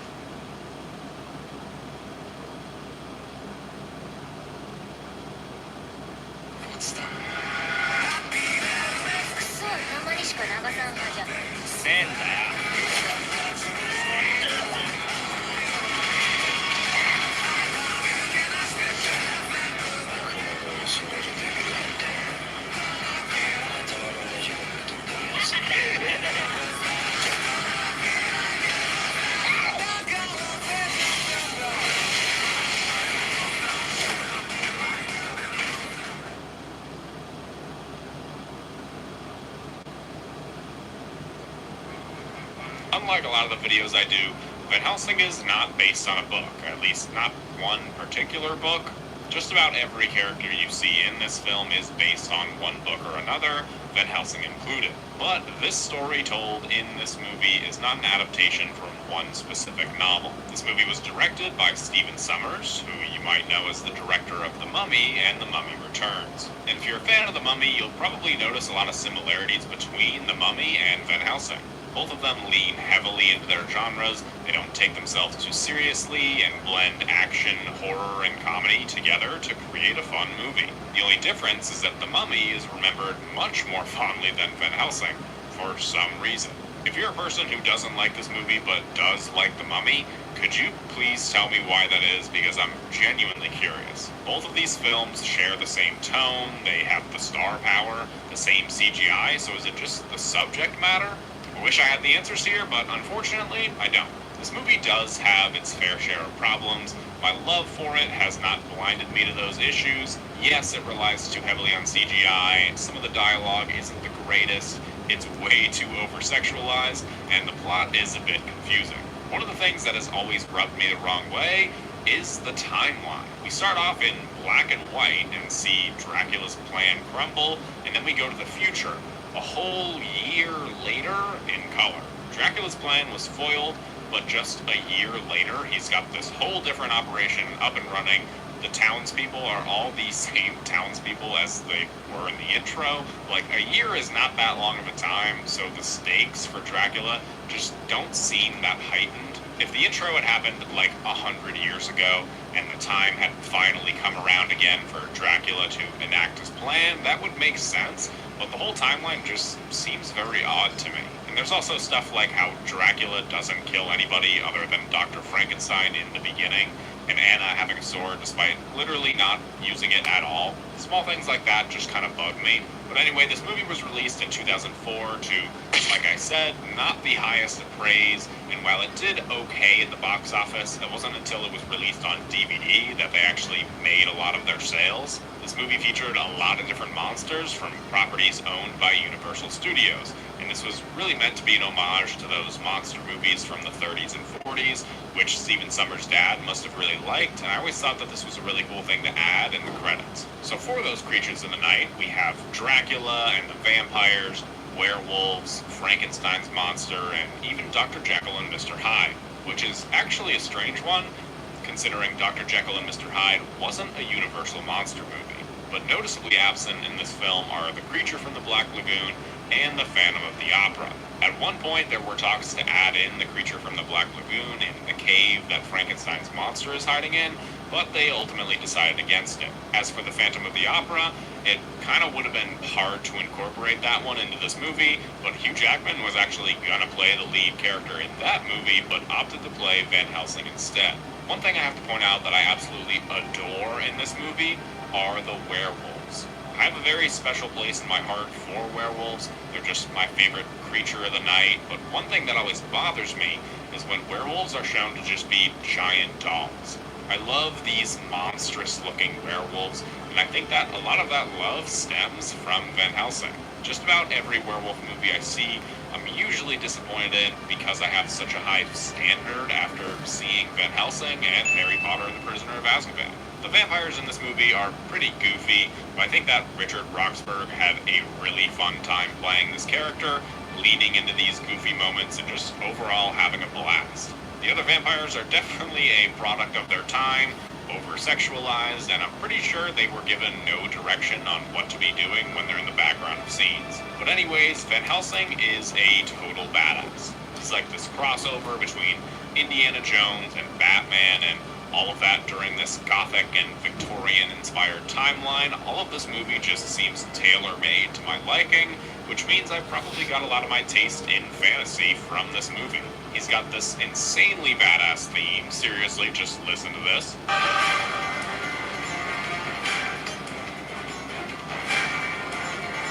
He becomes a badass werewolf and even has a pretty great character arc throughout the film. But this also leads me to my next segment, where a lot of the plot details, specifically those surrounding Van Helsing, are left unanswered. A lot of this comes from the character of Dracula, who seems to know more about Van Helsing than Van Helsing does. For one, he's the only character in the film to call him Gabriel, and throughout their meetings, Dracula reveals a lot of key information. For one, he says that Gabriel is actually the one who killed him in the first place. He calls him the left hand of God, and really highly indicates that he is the archangel, weirdly named Gabriel. But I think the most interesting thing that Dracula brings up is the fact that the Order is supposedly using Van Helsing and his abilities. Dracula says that they're using you just like they once used me. There's an extreme history between these two characters that we never really get to see the full explanation for. But beyond both Dracula and Van Helsing, there's a lot of room for these characters to grow. Frankenstein's monster ends up surviving, growing himself away to go and live a life of his own.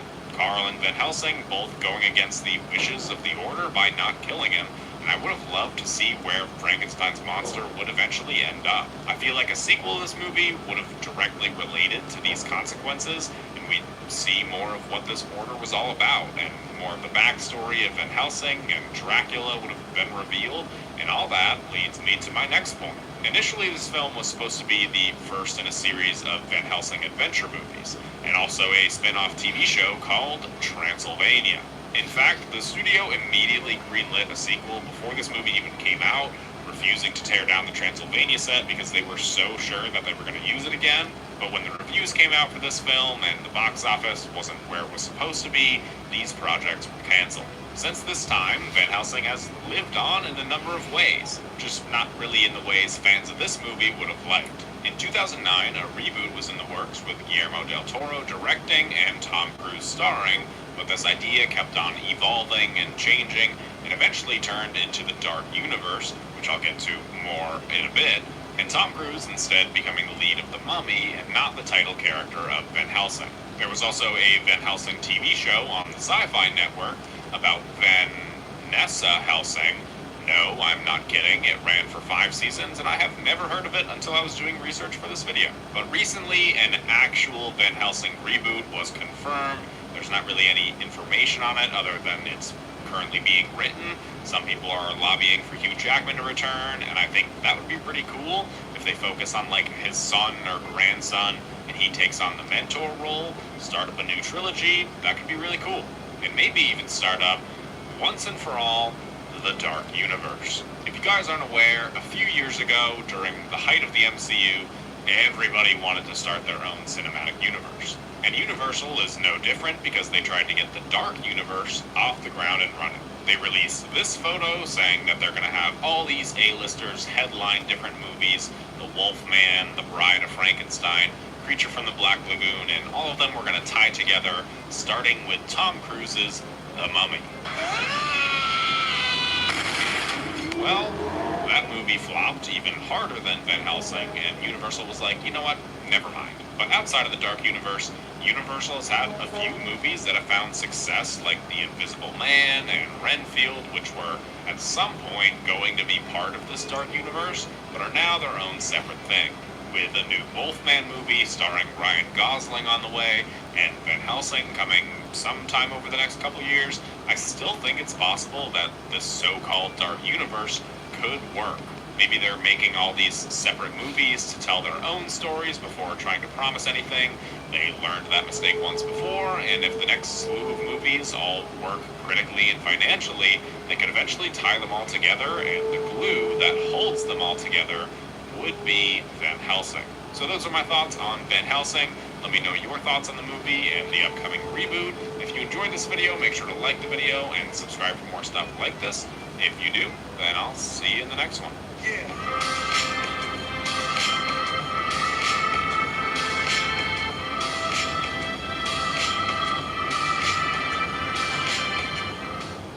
When you find a deal on your favorite thing in the McDonald's app and order it, does that technically count as online shopping? Save money with the app. Ba-da-ba-ba-ba. At participating McDonald's, prices may vary.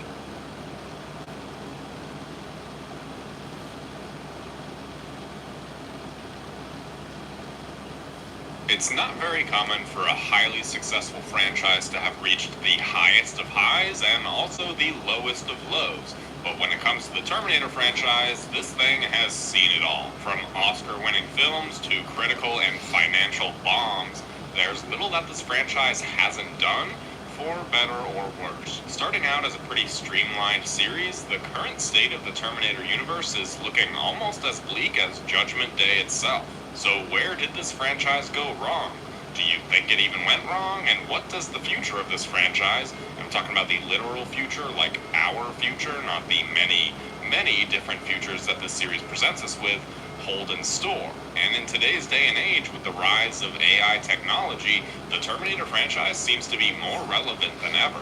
Could this be the path we're going down? Is Terminator just a glimpse into our own future, but just off by a few years? In today's video, I'm going to be going over each and every one of the 6 Terminator movies, breaking down the things you need to know, as well as my own review before I go into how all these movies sorta, kinda connect, and then the ones that just don't really make any sense at all. So grab some clothes after time traveling, or not, I don't really care.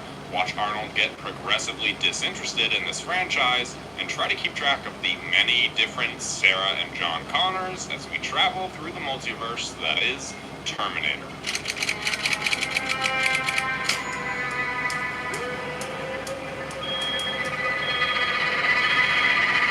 So the story of this movie is fairly simple. Kyle Reese is sent from the future to protect Sarah Connor from an evil machine called Arnold Schwarzenegger, the Terminator. Why is that? Because in the future, there's a war against machines and everything is post-apocalyptic. Sarah Connor is the mother of John Connor, the leader of the Resistance. So a Terminator is sent back to kill her so that way John is never born. Kyle Reese is sent there to protect her, but he ultimately gets sidetracked by falling in love with her and sleeping with her. Talk about a bad employee sleeping with the boss's mother, but wait, he actually succeeds because Kyle Reese turns out to be John Connor's father. I'll take actions that will get you fired in literally any other job for 10,000, please. The beginning of this film is superb. It tells us who the good guy is and who the bad guy is with very little dialogue throughout the first act from both Kyle Reese and the Terminator.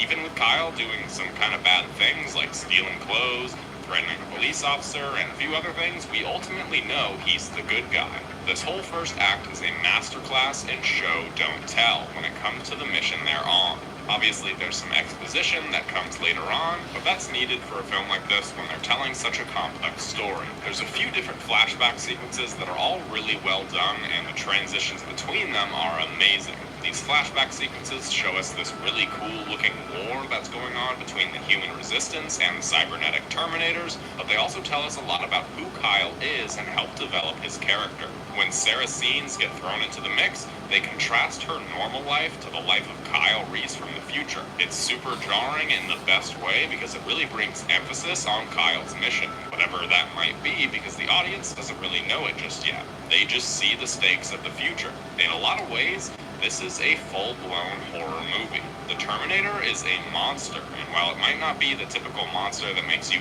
turn on all the lights in the house at night, that almost makes it even more scary. This literal killing machine is indistinguishable from a normal human. And like I said, are we just a few years away from all of this? What makes this even scarier is how grounded this movie is. For a story involving a cyborg and time travel, this seems like a very realistic story, minus the, lack of reloading in the action scenes, but that's in every action movie. But it makes up for it by having the most realistic depiction of what it's like working as a server. There are some very graphic scenes in this movie, far more than I remember because I haven't watched this movie in a few years, and I'm honestly surprised I was even allowed to watch this as a kid. But these scenes certainly add to the horrific tone of the movie. The dramatic irony when it comes to Sarah's situation makes the tension and suspense of the film age incredibly well. This is still a supremely made horror film, and while the effects might have aged a bit, the actual storytelling elements being told through cinematic language haven't aged at all. And that's really a testament to James Cameron. Say what you want about the guy, he might have the biggest ego out of anybody in the history of the world, but there's also a reason that he has that ego. The selling point of the movie is Arnold as the Terminator, and Arnold really is the perfect Terminator. It's so easy to see why this franchise is so tied to his name because he is incredible in this role. He plays this cyborg attempting to blend in as a human, so scarily accurate. Of course, his voice and body help with that, but he is genuinely terrifying in this film. Equally as fantastic is both Linda Hamilton as Sarah Connor and Michael Biehn as Kyle Reese. All three of these performances elevate this movie to the classic that it is, and without them, it might not be so well regarded. At the center of this story is the romance between Kyle and Sarah. You have all these different elements of the story, the Terminator, time travel, different storylines, characters, horror, action sequences, but it's all for nothing if the core of this movie doesn't work. And for the most part, it does work. It's a little quick. Sarah says that she only knew him for a couple of hours, and then he tells her that he's always loved her based on this one picture that John gave him along with some stories. But these were stressful times, you know? He was from the future where he had never been with a girl, so in that regard, you can kind of look past it a little bit. The ending of the film gives you some great answers. We see the photo that was taken that Kyle had in the future, and Sarah leaves John some tapes that he would listen to later on talking about his father. So you can assume that John actually did know that Kyle was his father and sent him there on purpose. I hadn't watched this movie in years, and I've been watching a lot of older films recently, and they're kind of hard to rate when I hadn't seen them either at all or in a long time, just because of how much cinema has changed over the years. But this film holds up incredibly well, and I think that this time watching it was the most enjoyable experience I've had watching it at all. 8.5 out of 10, starting out real strong. This is the Google Pixel 9, and this is your family leaving the photo you just took, taking your phone, and adding you. So now you have a picture from the family vacation with the whole family. Hey, sweaty. Sweetie, you good? Someone stole my Old Spice antiperspirant. Now I'm smelling like perspirant. I did. For its 24/7 sweat protection. You did this to my pets. I'm here.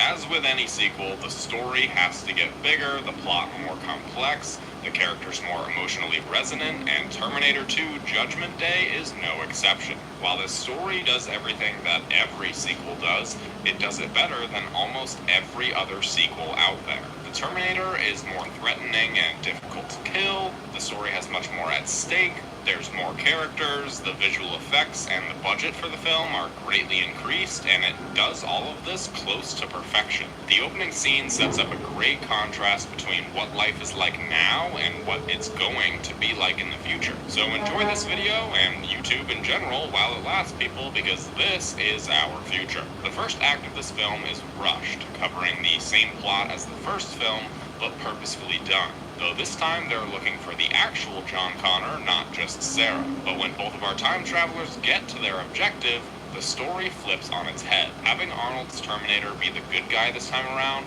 opens up so many different opportunities, and this film takes advantage of all of them. As an audience, we think that he's there to kill John, but that turns out not to be true, and we get to see Sarah's reaction to this, thinking that he's there to kill everybody again. My girlfriend watched this movie for the first time, and I got to see her reaction to this scene, and she thought that Arnold was gonna be the bad guy again. So this twist actually worked on her, and seeing her reaction to that proves how well crafted this whole first act was. Linda Hamilton is even better in this film, playing an entirely different version of Sarah Connor. She's darker, more mistrusting, but prepared and capable. This film really proves why Sarah Connor is one of the best female characters of all time. And it makes sense why they've tried to recapture this magic so many times, and that's all due to Linda Hamilton's portrayal. She really played the damsel in distress in the first film, but she's such an active character in this one, and it makes it seem like these are two completely different characters. While the first half of the film largely plays out the same as the first one, but with a twist,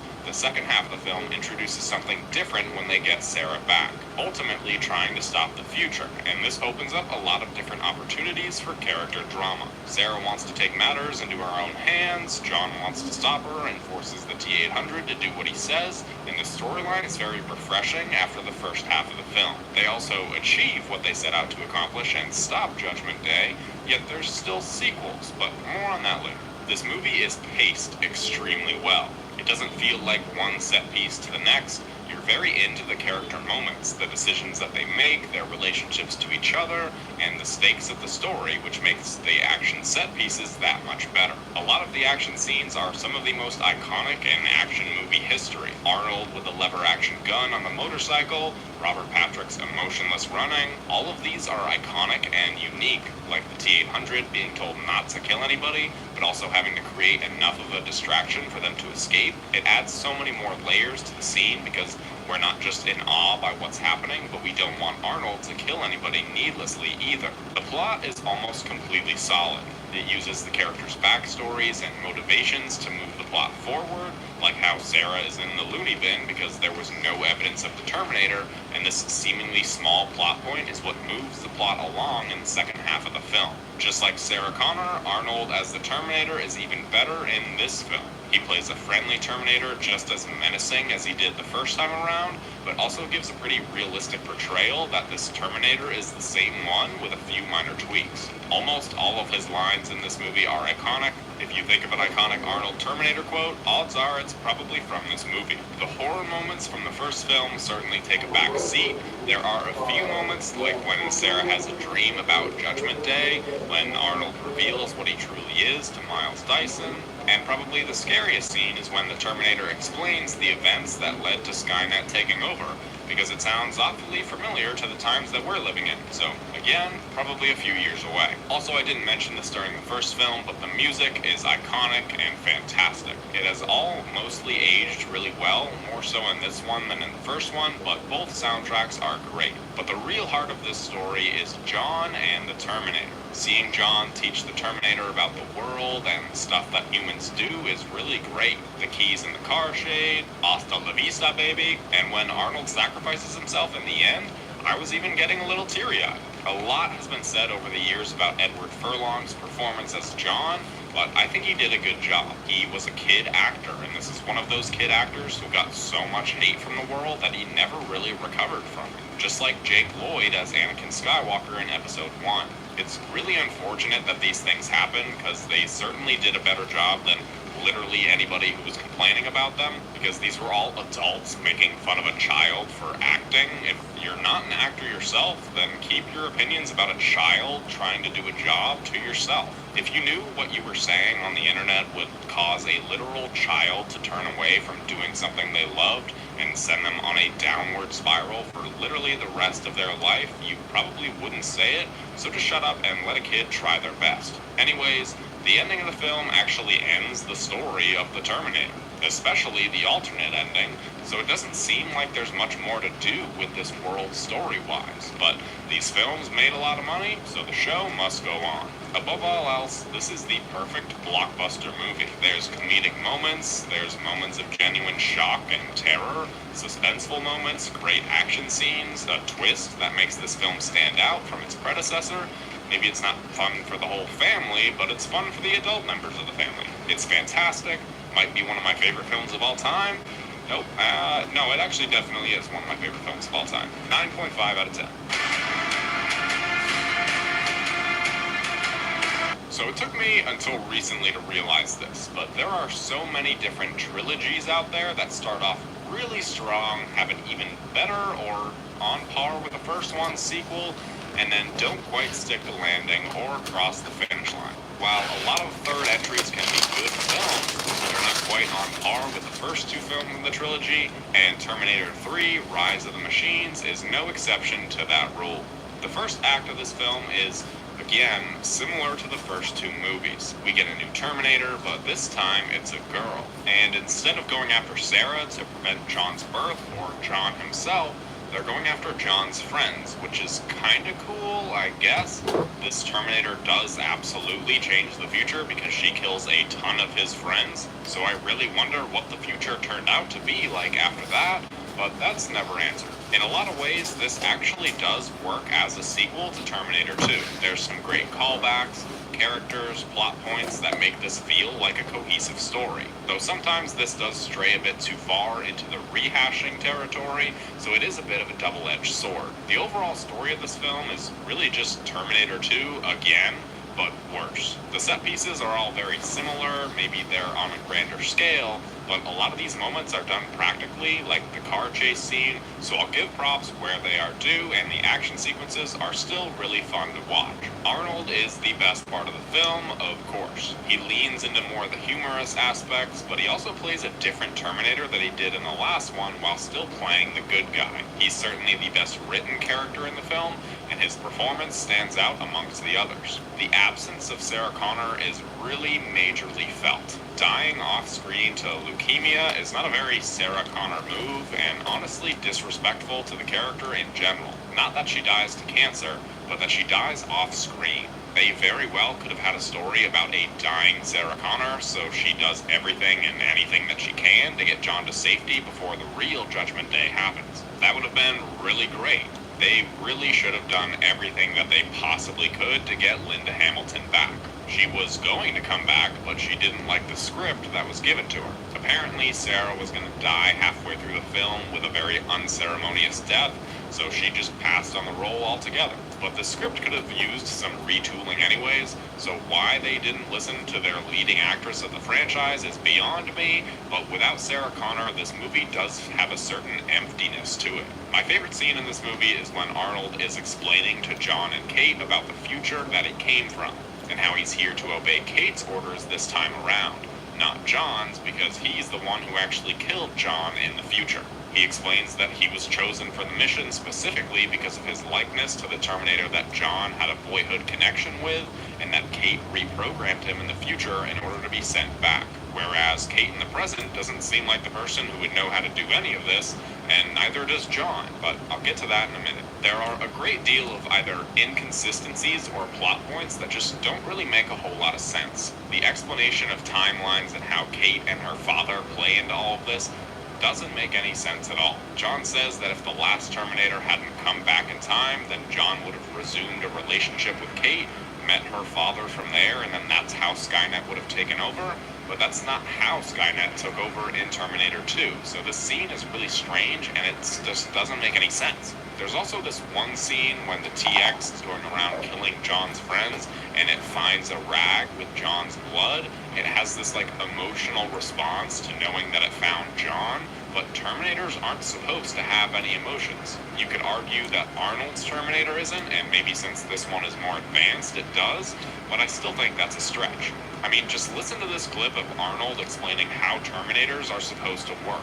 Because a Terminator can never ever look down at his hand what he's doing, because he's a machine. He's a robot. And as I said, when he walks, he has to have a certain walk. When he scans and looks around, he has to have a certain scan. It has to be absolutely clear at all times that this is a machine with absolutely no human behavior. Arnold really understands the Terminator and how everything is supposed to be, so it's no wonder why he's the best part of this film and probably the franchise as a whole. Now, actually seeing Judgment Day for itself is pretty cool, and overall how it happens is really well done. I think it would actually make more sense for this one to be called Judgment Day, since, you know, this is the one where Judgment Day actually happens, but whatever. The ending is really dark, but I actually think it makes the most sense, and I really like it. The good guys don't win, Judgment Day isn't prevented, and all along the Terminator's goal was to keep John safe. It's kind of a bummer of an ending, and I love every aspect of it. Now, for Nick Stahl's performance as John Connor, I think there's a lot to be desired. He does a fine job as an actor, but I just don't really see him as John Connor, and that's because I have a very specific bias. It would have been cool to see John kind of lean into his origins as a leader and a Terminator killing machine, but he doesn't. He still doesn't seem like mankind's greatest hope. He just kind of seems like a low-life loser. And since the end of this movie is where Judgment Day happens, it still doesn't seem like he's fit to lead an army of any kind, so how he turns from this to this is still a complete mystery, and not even a very good one at that. It's the curse of the three. The new director comes in, they don't bring back principal actors, and the story suffers from it. They try to live too much in the past success of the franchise instead of trying new things. It's still a good movie, but nothing groundbreaking like the first two were. I'll give Terminator 3, Judgment Day, Rise of the Machines, a 6.5 out of 10. So, just a very quick disclaimer here. I absolutely love this film. This was the one I grew up with and saw it as a kid in theaters, and there's not really such thing as a bad movie when you're a kid, so the nostalgia glasses are fully on with this one. I love this movie. I said that I have a really big bias when it comes to John Connor, and it's because of this film. Christian Bale is John Connor to me. It's the role that comes to mind when I first think of his name. Most people think Batman or Patrick Bateman, but for me, it's John Connor. When I picture Terminator or hear the word, this is the movie that I imagine. So many different people in the comment sections when I make videos like this say things like, well, this isn't a very unbiased video. No, of course not. This is my channel. I'm going to say what I want. I love this movie. If you don't like this movie, deal with it. The idea of a Terminator film centering on the future timeline is something that every Terminator fan wanted. It was the natural progression of the story and where the franchise had to go. They've tried stopping Judgment Day from happening. It didn't work. So now let's see the future for ourselves. But after rewatching these films, something occurred to me. The future in this film isn't like the future that we've been seeing in the previous 3 films. There's no laser weapons that make everything light up vibrantly on screen. This movie is more or less pretty grounded, using weapons from modern day, and there is almost zero vibrance to this film. Everything is just brown looking. But still, this is the future. Let's get into it. This movie immediately sets up John to be the chosen one of the Resistance when they land on the ground and they say, and this is something so small, but I really like it. But there is a strange thing. John isn't the actual leader of the Resistance. He's more of like a sergeant. He's important, but he's not the leader. So I can't wait to see where this movie goes and see him become the leader, since of course he has to be the protagonist, right? Well, not really. John Connor does play a primary role, but for the large part of the second act, he doesn't do anything. He does get his moments to shine. By the end, he really does seem like the leader of the Resistance, and everybody is listening to him over the other leaders. He listens to the tapes that Sarah left him, and this moment really brings the franchise full circle. This also does feel like a sequel despite all the different actors. Terry Crews even makes an appearance as a dead body, which was strange, but John and his wife from the previous film making an appearance, this feels like a sequel to Terminator 3. Would the same actors have helped this illusion that this is a sequel? Sure, but do I like these actors better? Absolutely. Speaking of illusions, this movie gives you the illusion that John Connor is the protagonist, but really it's Sam Worthington's Marcus Wright. Is Marcus a good character? Yes. Is he what we wanted to see in a film about John Connor saving and recruiting Kyle Reese into the Resistance? Absolutely not. Marcus Wright is the primary protagonist of the film, and he does a great job, but he is the weak spot of the movie. It's nothing about him or his character, it's just that he doesn't really belong in this story. There's always a weak spot in every movie. It's usually apparent due to the actor or the writing of the story, but Marcus's story in this film is good. He's played very well. It's so rare that a weak spot in a film is performed and written really well, yet still the weak spot of a film. But that's Marcus Wright in this movie. His unknowing infiltration of the Resistance is a really strong storyline, but this movie is overshadowed by John Connor and Kyle Reese, both of whom aren't given enough screen time. Anton Yelchin was a great Kyle Reese. He channels Michael Biehn's performance while also making it his own. For those that don't know, Anton Yelchin passed away in 2016 in a really unfortunate and tragic accident. He was a fantastic actor, and I'm sure if he were alive, he'd be an A-list actor right now. I hardly ever hear anybody talk about him anymore, and that's a real shame. Kyle Reese is responsible for a lot of the great he channels Michael Biehn. But Marcus's story in this film is good. He's played very well. It's so rare that a weak spot in a film is performed and written really well, yet still the weak spot of the film. But that's Marcus Wright in this movie. His unknowing infiltration of the Resistance is a really strong storyline, but this movie is overshadowed by John Connor and Kyle Reese, both of whom aren't given enough screen time. Anton Yelchin was a great Kyle Reese. He channels Michael Biehn's performance while also making it his own. For those that don't know, Anton Yelchin passed away in 2016 in a really unfortunate and tragic accident. He was a fantastic actor, and I'm sure if he were alive, he'd be an A-list actor right now. I hardly ever hear anybody talk about him anymore, and that's a real shame. Kyle Reese is responsible for a lot of the great callbacks to the original films. He says his iconic, "Come with me if you want to live," and Marcus channels Kyle by saying, "What day is it? What year?" just like Kyle said in the first Terminator film. And it does give some connective tissue to why Kyle says what he does when he travels back in time. Marcus Wright also teaches Kyle a few tricks that he uses down the road, and I always like seeing scenes like this during prequels or I guess sequels in this case. Maybe the most infamous thing to come from this film is that video of Christian Bale freaking out on the cinematographer. Are you professional or not? Do I f***ing walk around and rip down? No, shut the f*** up, Bruce. Do I want? No! No! Don't shut me up! This movie was loaded with production issues. The director really wasn't up to the task that this movie presented itself with, and overall this movie had the wrong team behind the camera. Clearly. I was looking at the light. Oh, good for you! So like I said, this movie's future is very different from the future we've seen in previous films. But I actually like that this future is different. There's no laser guns or anything because that stuff hasn't been invented. The Terminators are all older, T-600s with the T-800 that we know in the previous films being manufactured during the plot of this film. I can totally imagine where this trilogy could have gone. Had it been a trilogy, and truly I would have loved to see it go on. There are seeds being planted for future installments. The Signal Jammer is definitely a prototype for turning Terminators on their side. Kyle and John meeting is a great start, but nowhere near what it could be. Even Marcus himself is the prototype of the Terminators we're used to seeing. But John and Marcus's relationship confuses me. John seems to be so confused that a Terminator would act human or have human feelings, but John is completely aware of this from when he was a kid and an adult. So why is he acting like this is some revelation or something that he's never seen before?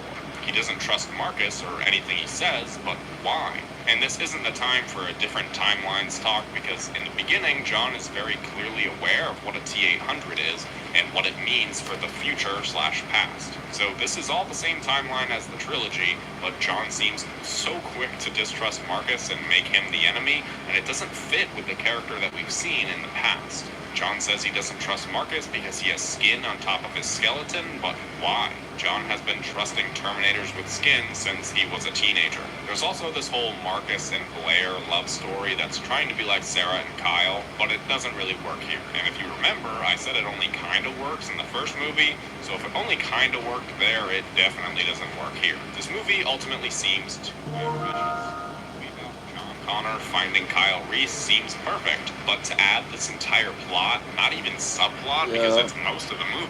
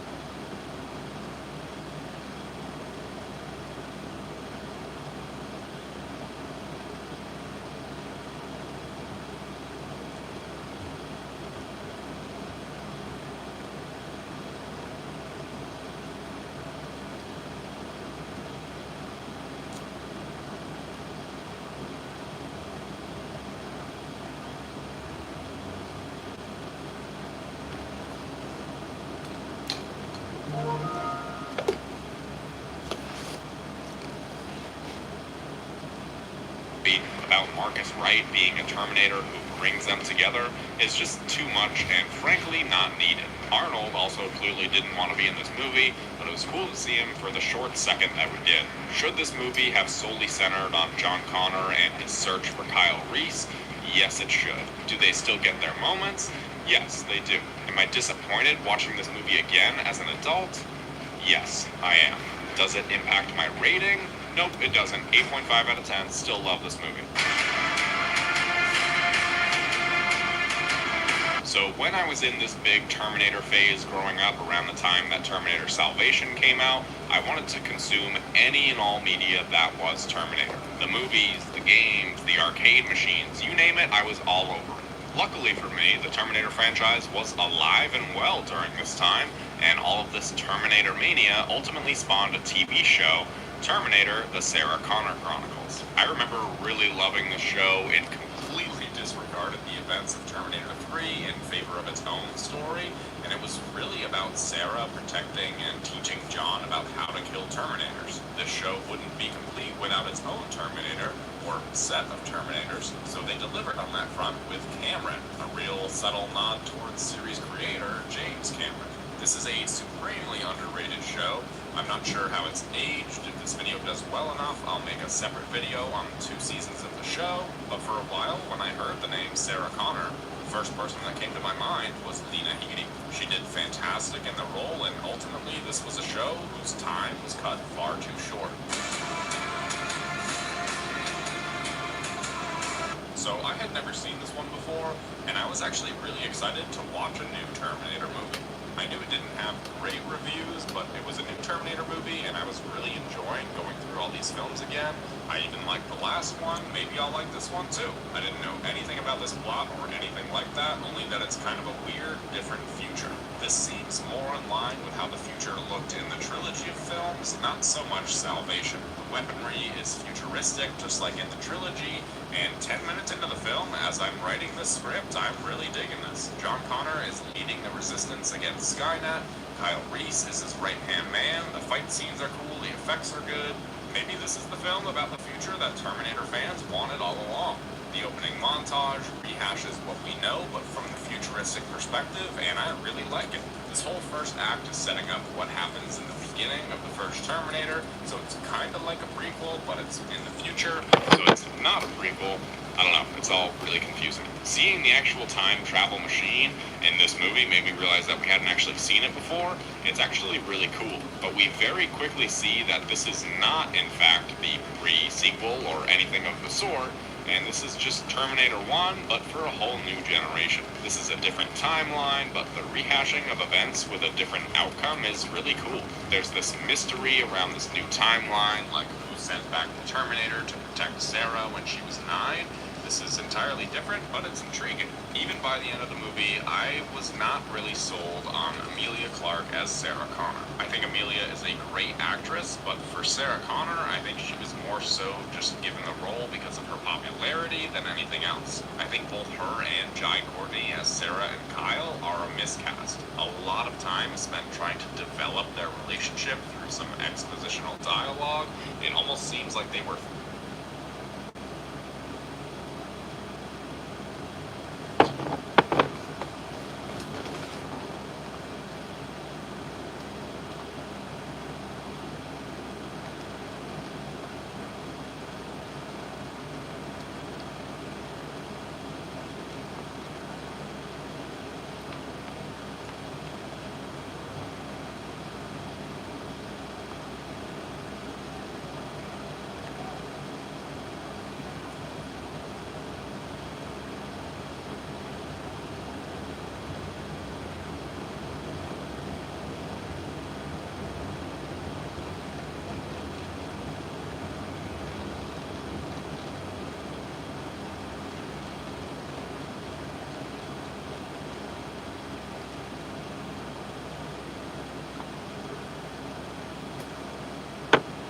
For many years now, the Resident Evil series has been a franchise that I wanted to dive into, but I really felt like I was too late to the game. I've heard so many great things about the games, but it also felt like if I played them now, they might not live up to the hype in my head. They're a little outdated controls and graphics wise, and since I don't have any nostalgia for them, they might not gain the same special place in my heart that so many other people have for them. There's of course the movies, and I've seen a few of them, or at least bits and pieces of a few of them, and I've heard that some of them are better than others, but the real Resident Evil experience is with the games. I'm probably not the only one who felt that way too, because Capcom decided that they were going to revamp these games for a new audience, and an audience that missed out on these experiences the first time around. So I've been playing through these remakes and absolutely loving my time in the first playthrough, the second playthrough, and now in my third playthrough I'm still loving my experience, and that doesn't happen too often. There's been 4 remakes so far. There's the first Resident Evil game, which was remade in 2002, so it's still pretty outdated. And then there's Resident Evil 2, 3, and 4, which started in 2019 with Resident Evil 2 and into this year with Resident Evil 4. So if you're a fan of these games, or if you've never played them, I'm going to be talking about my experiences, what I liked, what I didn't really care for, and some highlights from my playthroughs. So if you want to hear a first-time player's thoughts, then keep on watching through. So grab your healing spray, spend $5 in order to unlock the unlimited ammo weapons, and save your game at a typewriter of all things, and let's talk about the world and story of Resident Evil.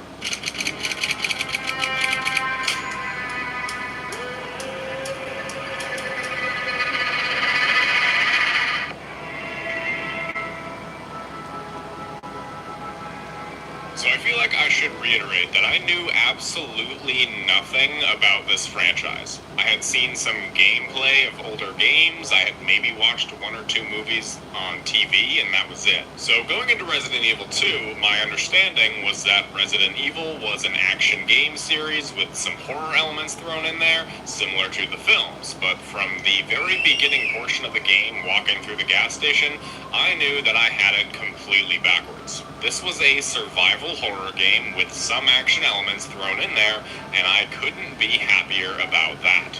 The zombies are absolutely terrifying in this game.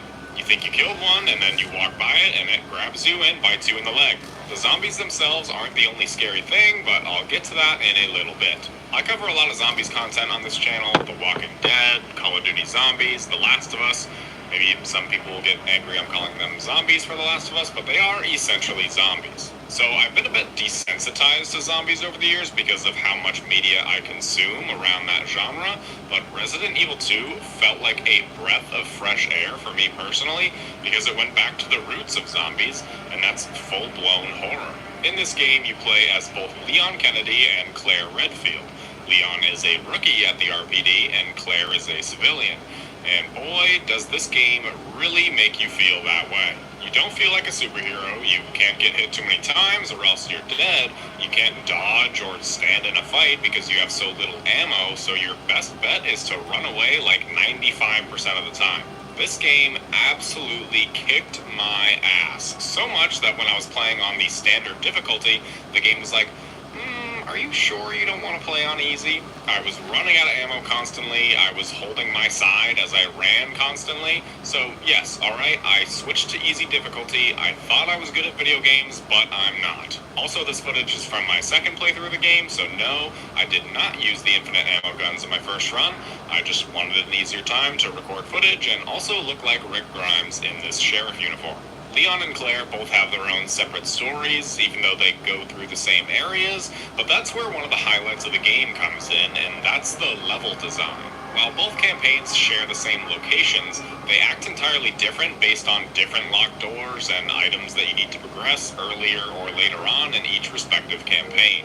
This type of design allows you to explore the areas differently, look for different clues and items, but going about it in a unique way. It does require a lot of backtracking, which some people aren't a fan of, and I'm usually not, but exploring these areas never really felt like a task to me. I could just take a different route or stop somewhere else that I needed to stop anyways to get something else on my way towards the objective. This game doesn't really hold your hand when it comes to puzzles, which I especially love. Sometimes I was stuck and unsure of what to do or where to go, but with more time exploring, I was able to figure it out, and I liked that there wasn't any check marks or indicators answers on where to go or how to solve the puzzles. You have to find the locker combinations, write stuff down to remember codes and ciphers, and this adds an element to the game that's challenging, but also fun because of how rewarding the puzzles are. On my first playthrough, I didn't even get one of the guns that Leon has because I just didn't know how to figure out the puzzle. So some of these puzzles made me feel like I'm the dumbest person in the world. I sat at this chess puzzle for the longest time because I could not figure out why the order of the pieces wasn't working, and I found out it was because I thought the king was the queen and the queen was the king. I was really surprised that this game really only had 3 different settings: the RPD, the sewers, and the underground lab. I'm not really sure what I was expecting, a sprawling action game set across the city or going from place to place in each new level like The Last of Us, but this game feels entirely different than any other game I've ever played. It's also very moment to moment. When a cutscene happens, you don't skip ahead in time, you're right where it ended and walking to the next objective. I played Leon's story first and then Claire's, and the storylines of both games kinda confused me. Whoever you play as second gets notes from the other person saying that they've already been there and have subsequently left, but all the puzzles are still there for you to do.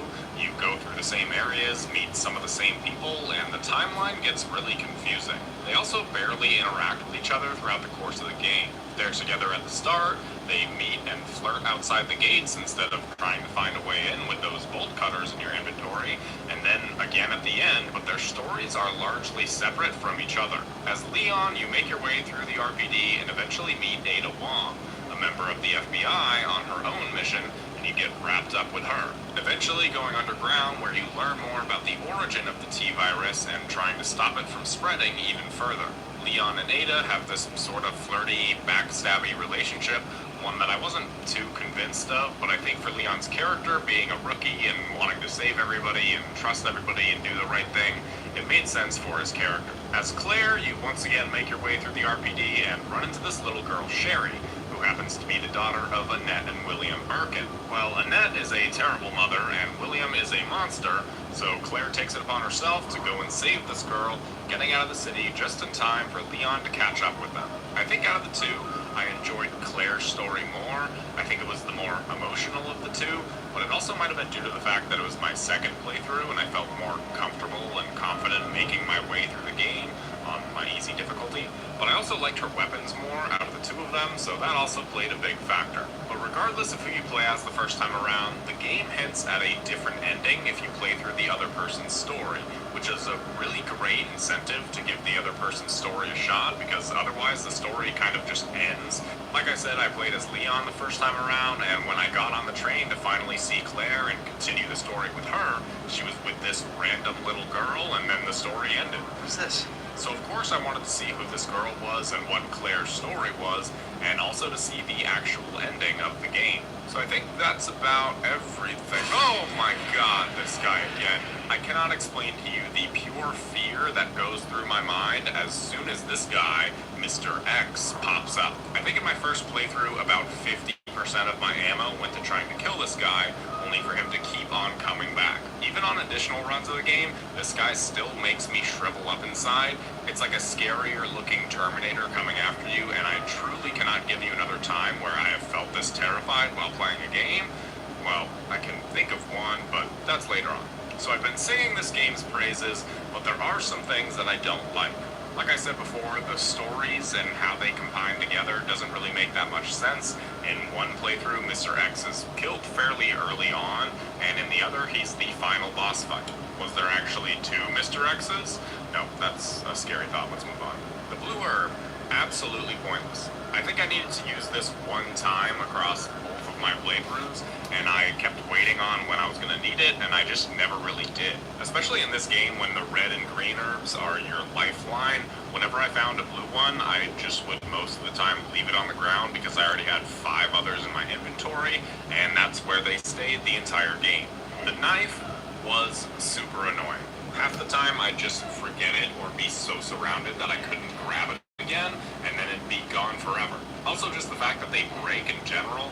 I get that you can pick up more of them, it's a gameplay mechanic, but out of all the tedious gameplay mechanics in this game, the knife was really the only one that really bothered me. I'm never really one to complain about frame rates or graphical issues. They don't really bother me too much, but it did happen a lot while I was playing this game, so I guess here I am complaining about them. Then again, it's probably because I'm playing on the Series S. One last thing I really loved, there's typewriters as save game points. As soon as I saw that, I knew that this was some kind of message from the gaming gods that I was in the right place with this series, and that I was. Overall, I'd give this game a solid 9 out of 10. Also, why are there so many of these goddamn fire hydrant things everywhere? I was sure that they were going to be used for something. Am I missing something? Because they didn't do anything. Why are there so many?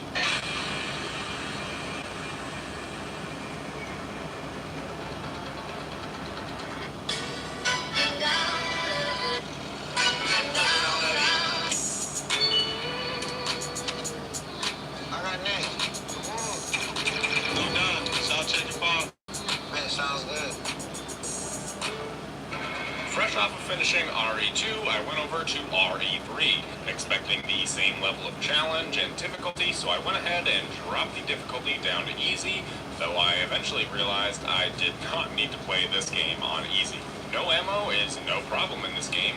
I had so much ammo that it took up like 90% of my inventory, and it kept on dropping, so I was never left running around, clutching my side and avoiding the zombies. I'd go full-on attack mode, stand my ground, and kill every single zombie that I could find, and still have a ton of ammo left over. Resident Evil 3 introduces us to 2 new playable characters. There's Jill Valentine and Carlos Oliveira, and these two, let's just say, they are not rookies or civilians. Jill is actually a returning playable character from the original Resident Evil game. She's a member of the STARS team located in Raccoon City. Jill and Carlos are both pretty great characters. They're a little simple, but they have a nice back and forth between them, and their stories intertwine in a more cohesive and understandable way than Leon's and Claire's did in RE2, so I really liked that. The story of this game is actually pretty similar to RE2. Jill and Carlos are working together to escape the city and stop the virus from spreading any further, though this time there's a cure and they're trying to stop the military from bombing the city. Along the way, they're being chased by an experiment let loose from Umbrella, and that's Nemesis. Jill and Carlos, like I said, they're not rookies. Jill has an ability to dodge, which is a really great addition, and Carlos has this kind of like counter-punch ability, so they both play at least ever so slightly differently, and that was a really great addition. Because they aren't rookies or civilians, they actually do feel a lot like superheroes. They go through crazy stunt sequences, have a lot more ammo and fighting abilities, so this, in essence, does make it feel a lot less scary. It feels like they took Mr. X from the first game, saw how terrifying he was, and made a whole game based around that concept, because Nemesis really feels like a more intense version of Mr. X, but also a slightly less scary version. Because you have the means to deal with him most of the time, aka a lot of ammo, he doesn't feel as terrifying. Now, there are still moments of fear in this game, don't get me wrong, but it doesn't touch the atmosphere or feeling that RE2 had. But they do actually feel like very similar games in terms of overall feeling. There's the same inventory system, controls, camera, and I really like how these felt. These are remakes, so mostly all the kinks have been worked out and they just kept the mechanics that work, so the overlap of how they feel, despite being different games, remains the same. Now, this game takes place on the same night as Resident Evil 2, just a little bit before, and also in different locations. So we're getting to see parts of the city and what's going on elsewhere around the time that Leon is probably at the gas station with Claire and driving into the city. So to see a different point of view of Raccoon City other than Claire and Leon's was another aspect of the game that I really enjoyed. Probably my favorite thing about this game is the overlap in locations from Resident Evil 2. We see Carlos travel to the RPD before Leon and Claire get there, so some of the level design is different, and we get to see how the pipes burst and how the wall opens up, and that was really great to see. We also get to see stuff like how Marvin gets bit, and it makes these games feel connected in more ways than just the gameplay. One of the details I really liked was how the locker combinations were the same as they were in RE2, so I remembered a few of them and could just open them right up. If they were different, I'd understand, but it would also be disappointing. These small details really add up and make this world feel that much more realistic, and honestly for me, more memorable. Jill also travels just outside the RPD and runs into the same man that Leon and Ada would run into later that night. And while these are small things, they stand out to me and make me more invested in this story and this universe. They also got rid of the blue herb, which was fantastic because I didn't have any space for it with all of my extra ammo. The Russian villain is a little bland. His motivation is to get more money, so that was a bit plain, but it still works. This game was really short. It took me around 12 or 13 hours to beat RE2 on my first playthrough, and it took me about 4 hours to beat this one. And that was with me going around looking for items and solving all the puzzles, and that really surprised me. I'm not sure if this was a full-priced game at launch, but if it was, I'd be pretty pissed. There also wasn't really any incentive to go back through and play the story again after you beat it like RE2 had. There's no different ending, there's barely any costumes, so if anything, this game almost felt like a DLC for Resident Evil 2. No wonder why they felt so similar. Apparently there was a lot of cut content from the original game, and that makes sense. If I were a hardcore Resident Evil fan, I'd be pretty upset. But I never played the original version, so I still really enjoyed my playthrough of this game. Even my second playthrough was great to get everything that I didn't get from the first time, and also for this footage, but it's definitely not as great as Resident Evil 2. It's a 7.5 from me. Now, time for the... There's a black cloud that hangs over our family. Lasher's been born. He grows in these wild spurts. Something is very wrong.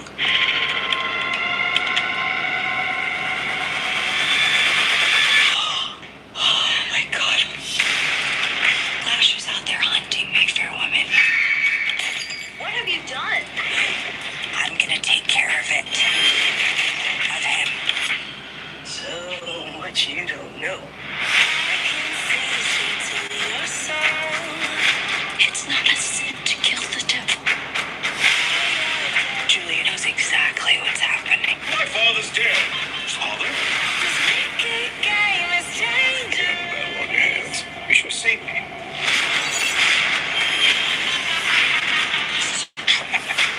We may be in over our heads. You know all that stands between order and chaos.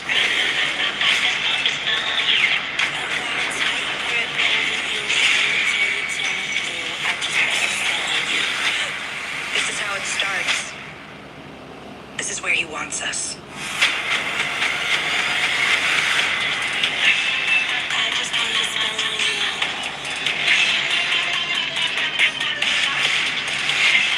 I just put a spell on you.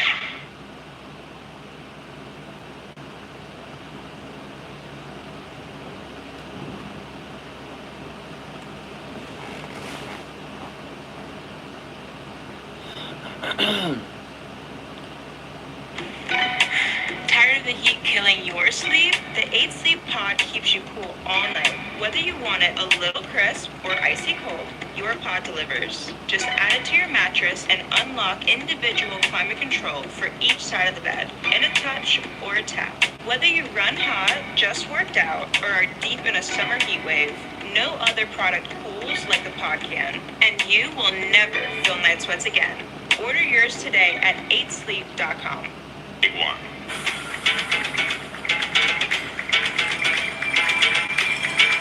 This is really the game that I associate with the Resident Evil franchise, even before I had ever even played it.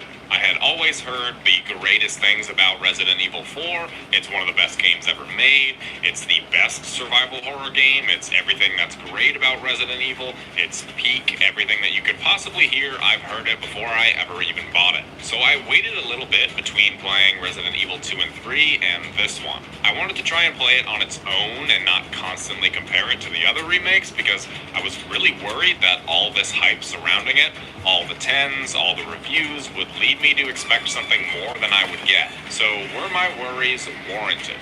Absolutely fucking not. So in Resident Evil 4, Leon is tasked with rescuing the president's daughter from a recluse location in Spain. It becomes all about the rescue.